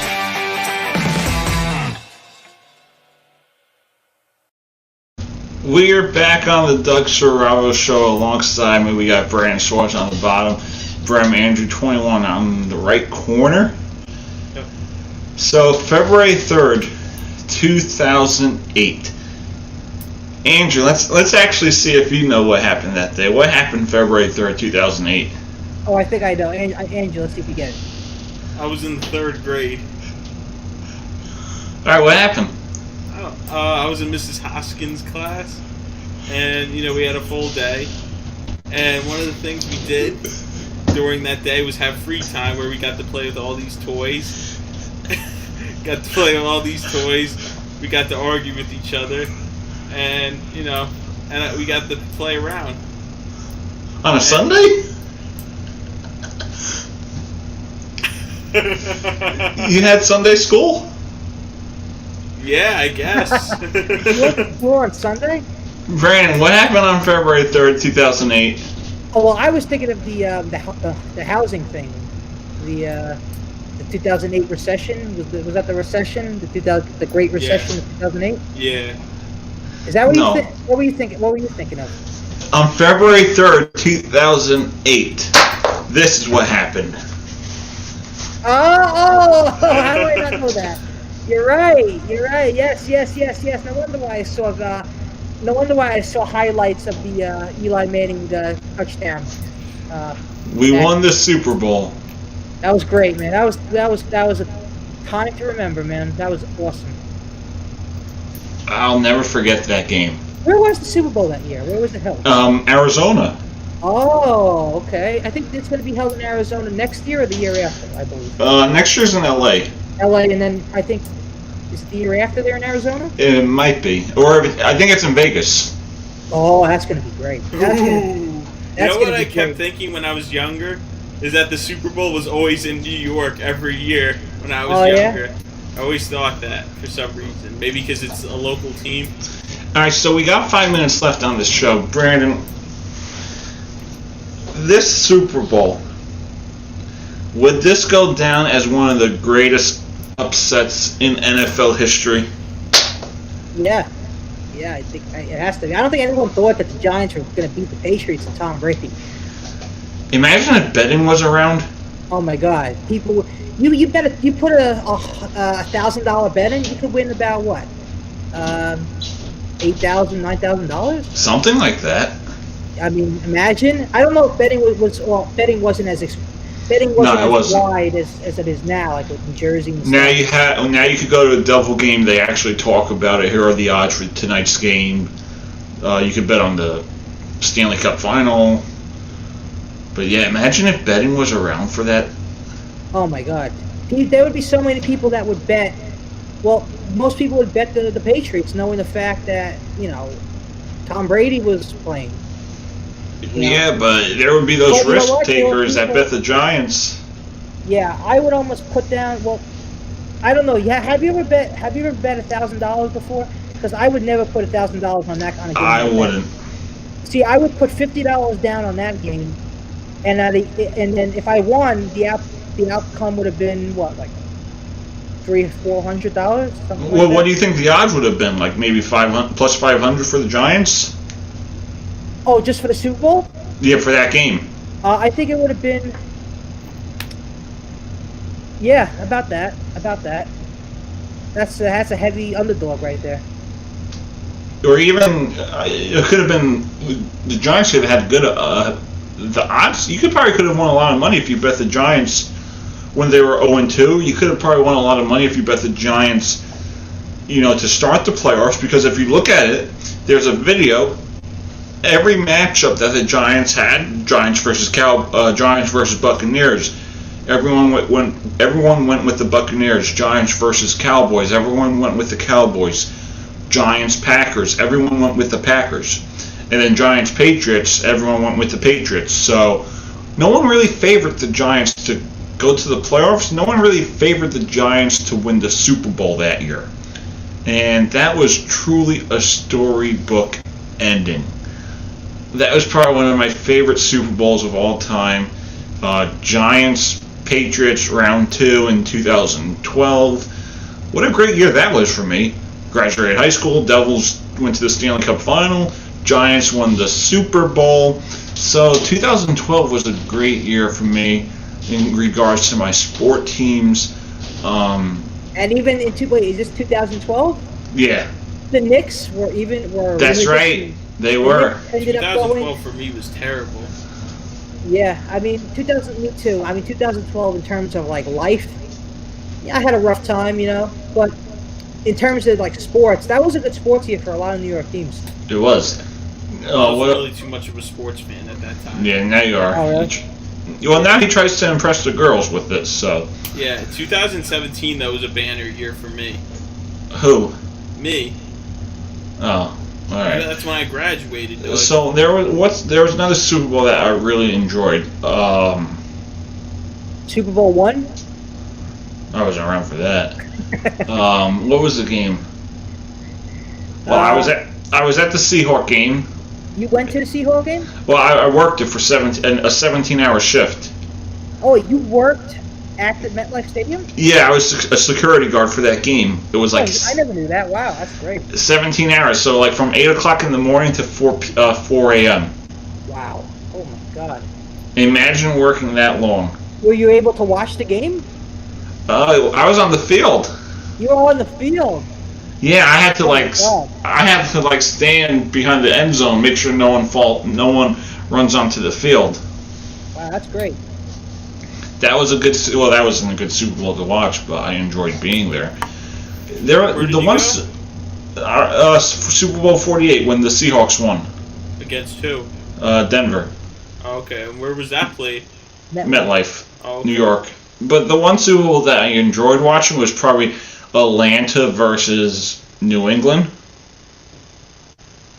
Yeah, that was a good one. That was a good one. When Brady came back and I was watching it at work, I was like, there's no doubt that Tom Brady is the greatest quarterback of all time.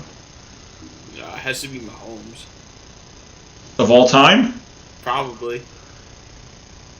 Or We're talking. Rodgers. We're not talking this year. We're talking all time. Yeah, that's true. If you have Mahomes ahead of Brady now, you are delusional. Maybe in 15 years from now, but Tom Brady is still the greatest quarterback of all time. Yeah, no one can change my mind on that. Yeah, that's true. All right, so we're gonna finish this in like 2 minutes. Brandon, what was your favorite Super Bowl that you ever watched? That's a really good Could be the Giants. It doesn't have to be the Giants. My favorite Super Bowl to watch.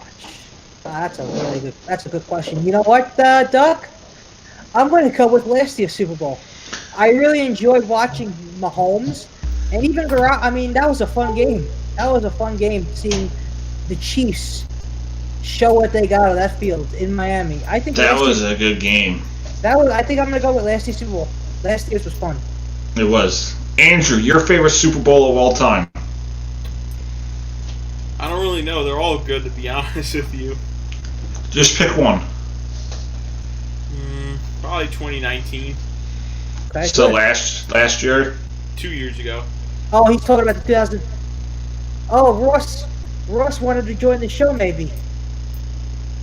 Yeah? He said, how from here? He said maybe he'll join. Now? If you want. You have the link? How do you send it? How do you send the link? Just copy it and send it to him. Next time, maybe. Next time. Yeah, he could come on. He could come on in 2 weeks. Absolutely. He'll be a good guest, Ross. Ross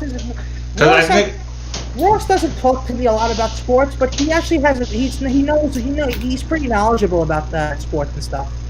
Yeah. So next week we have 2 people that I'm probably bringing on with us, and then Kyle and Matt. No, probably Jill and Nick, my coworkers. Oh, very cool. You know who you should bring? Ed Stulak.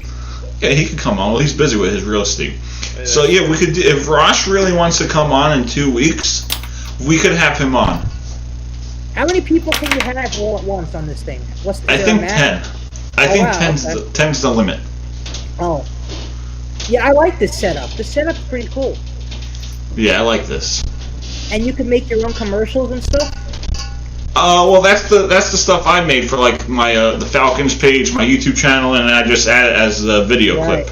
That's cool. That's cool. Yeah, so it's like the world of podcasting has just gotten like it's just expanded so much. This website, man, it's going to do a lot for a lot of people. I mean, people are going to like this site. I mean, I love it. I mean, this is a very convenient site to use. I mean, it's laid out nice and stuff. Yeah, I like it. It's easier for us. Oh yeah. Because when we did our lives on Facebook originally, it was so awkward having the commercial, people just like watching us. And remember Instagram? Yeah, the Instagram lives. Yeah, my battery drained out easily. Oh yeah, remember when Andrew joined Brandon? Who, Andrew? Oh yeah. The kid from the New York Sports Club? Yeah. Yo, he's dating a girl now. Oh yeah? Yeah, he has a girlfriend. I don't know who the hell she is. Yo, you know, she's like a blonde girl. You know who we should get on the show? Who? We should get Ian and Russ. Oh yeah. Ian and who? Russ. Oh! That was the best. We go out to dinner and he's like, make sure you guys pay for those orders now. You're amongst friends. And I was like, I just met you today. Yeah. But this was a really good show. This was a really good show, guys. I gotta say. Yeah, 2 hours worth. Not bad. Yeah, 2 hours and 5 minutes. Russ is a beast with that chain, that watch, that clothes, the beard, and the head shave, and the tattoos. Ian, I mean, I only knew Ian for about a year. He knows a lot. Like, if you want to talk about, like, college football, college basketball, he knows a lot about that. Yeah, where did we can maybe do that in, like, 3 weeks, have Ian on. Yeah, we'll ask him. Yeah, we'll have more Ian people on. anyways. How did you meet him again? Who? Ian. How did you meet him? Well, you never met Tony. You know Maddie's friend Tony? Right. So I met Tony through Maddie, and then Tony worked somewhere with Ian, and then I met Ian through Tony. Oh, okay. That's how you guys met. Yeah. That's cool. And then how did you meet Ross, anyways? Middle school. Brandon parked his car in the middle of the road, and Ross was like, "Hey." Yeah, I knew Ross since middle school. Okay, so that's how you were in the same middle school with him. Same middle school, and then he went to Freehold Borough, and then I went to Marlboro. Okay, and then he met Gia there and all. Right. Yeah. Okay. But yeah, this was a good show. 2 hours and 6 minutes. Question is, will people watch the 2 hours worth of content? You know. Well, we have people on that's been watching it for the 2 hours worth. We have? Oh my God. Yeah, we still have people watching. Because after we ended our sports talk and stuff, I thought like once we started talking about our lives, I feel like people just logged off and didn't watch it anymore. No, we still had like 4 or 5 people watching us. Oh really? Yeah, I guess we're that talented. Can you see who they are and give shout outs to them? I don't think so. Or you just do like 4 viewers? Yo, we had like 10 people on my live that one time. And that was when Andrew and his friends joined. No, I can't really see. Oh, okay. But but whoever's watching, thanks for sticking with us. Yeah, we had people watching. Nice, good. I'm just telling you, this guy Doug Serralvo is going to be a famous sports reporter someday. So, your time's coming, man. It's coming very shortly. I hope so. And then Andrew's going to be a political commentator for CNN, Fox News, MSNBC, all of that. Is that what you want to do, Andrew? Is be a news reporter? No. No, he wants to be a manager at a supermarket. Really? Yes. He actually wants to be a manager at a supermarket. You never heard that story? No, but is that really what you want to do for your career? I mean, there's nothing wrong with that. I mean, there's nothing wrong with it, Andrew. I just don't. I have higher aspirations than you of being a manager for a supermarket. Yeah, because, dude, when you're a manager at a supermarket, you see a lot of nice women that walk in there. Oh, that's why you want to be one. All right. But also, you're the boss in charge, you know? Yeah, but why not like own a restaurant, own a bar, own a club? That's what you should do, is open like a nightclub, you know, like with a DJ and stuff, you know? Call it Brem's Castle. Yeah. That would be a nice name, Andrew. Nah, not Brem's Castle. The Castle of New Jersey. Boo. Alright, guys, this is a great show for sure. Maybe next time we'll do 3 hours. Yeah. We'll build up every 3 weeks, we'll build up an hour extra. Yeah, we'll try to do that. Eventually we'll hit 24 hours, so we'll never go to sleep. God, for real, this was a great show, guys. Brandon, thanks. This was great. It was. And it's much needed because we've probably been all bored on this snow day because this snow day has kept us in the house all day, man. Yeah, it has. We needed some entertainment. Yeah, Andrew always makes us laugh anyway. Yeah. Yeah, but I'll see you guys this weekend. You, Doug, Saturday. Well, thanks for a good show, guys. Yeah, this is a good show. Thanks for keeping us entertained, Andrew. Yeah, thanks, Andrew. But yeah, right. Of course, I'm going to be the supermarket manager. Yeah, have fun doing that. You know what I like about working at the supermarket in the summer? I see all these women like 40. Yeah, but you gotta also think, if you don't stock the milks right, if you don't order enough milk to stock in your supermarket, you'll have rude customers yell at you. Oh, you didn't stock enough milk. Yeah. See, that's the problem with supermarkets is you got a lot of stuff to worry about. You know. Oh yeah, that's true. That's the thing. Wait, Andrew, you thought you would just be there to see the girls? No.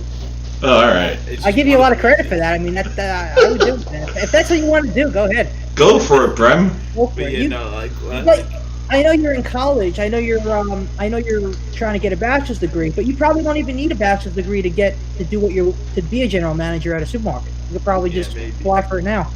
Yeah, well, I just applied for Costco. Oh, you're gonna work at Costco? Probably. Oh, they pay good. Oh, Costco's fun. If you work at Costco in Marlboro, right? No, Monroe Township. Oh, Monroe. Okay, because I know somebody who works at the Costco in Marlboro. Because I could have said you could have said you knew her, but you work at I referred my mom because she works in the. Oh, your mom worked at Costco, right? I think you told me that she worked at Costco. Yeah, so I referred her. You ever have the pizza at Costco? Oh, it's amazing. Oh my God, it's so good. Yeah, it's big, it's large, and it's cheesy. The cheese, that's the best part, is the cheesy Cheese part. is the best. Oh, it's great. Has Portnoy, I wonder if Portnoy ever reviewed the Costco pizza. What? He might have. Yeah. Dave Portnoy. Barstool. Yeah. El Presidente. He's the best. He's the best. All right, guys, this was... Yeah, we all love pizza. All right, guys, this is a great show, for real. Thanks for joining us on the Doug Saravo Show, brought to you by Saravo Broadcasting. And thanks to you guys who were staying on for the whole 2 hours. Yeah, thanks. Yeah. All right, take care, guys. Bye, guys. Good show, guys. Take care. All right, take care. Be safe.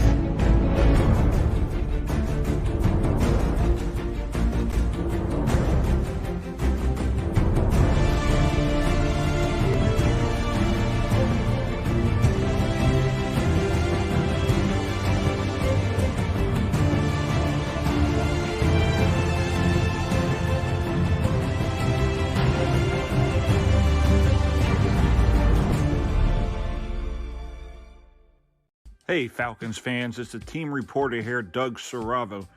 Check us out on the live stream this Thursday at 3:30 p.m. as your Monroe Falcons take on Manalapan. That's 3:30 p.m. on the YouTube channel at Monroe Falcons Hockey.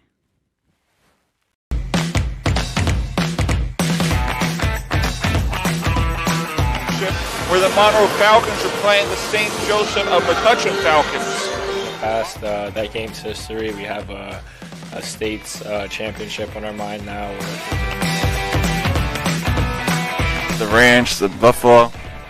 It all works together very nicely.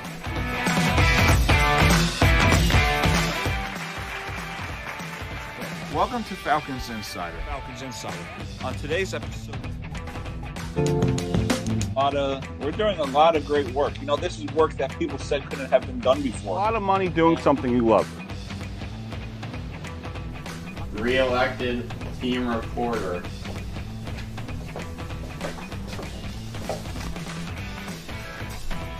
Yeah, what a season that was for you. 54 points in 18 games. But definitely, I mean, when I said that we're going to win GMCs, I think that's another one that remember. Yeah. That's without history. You just said it with so much confidence.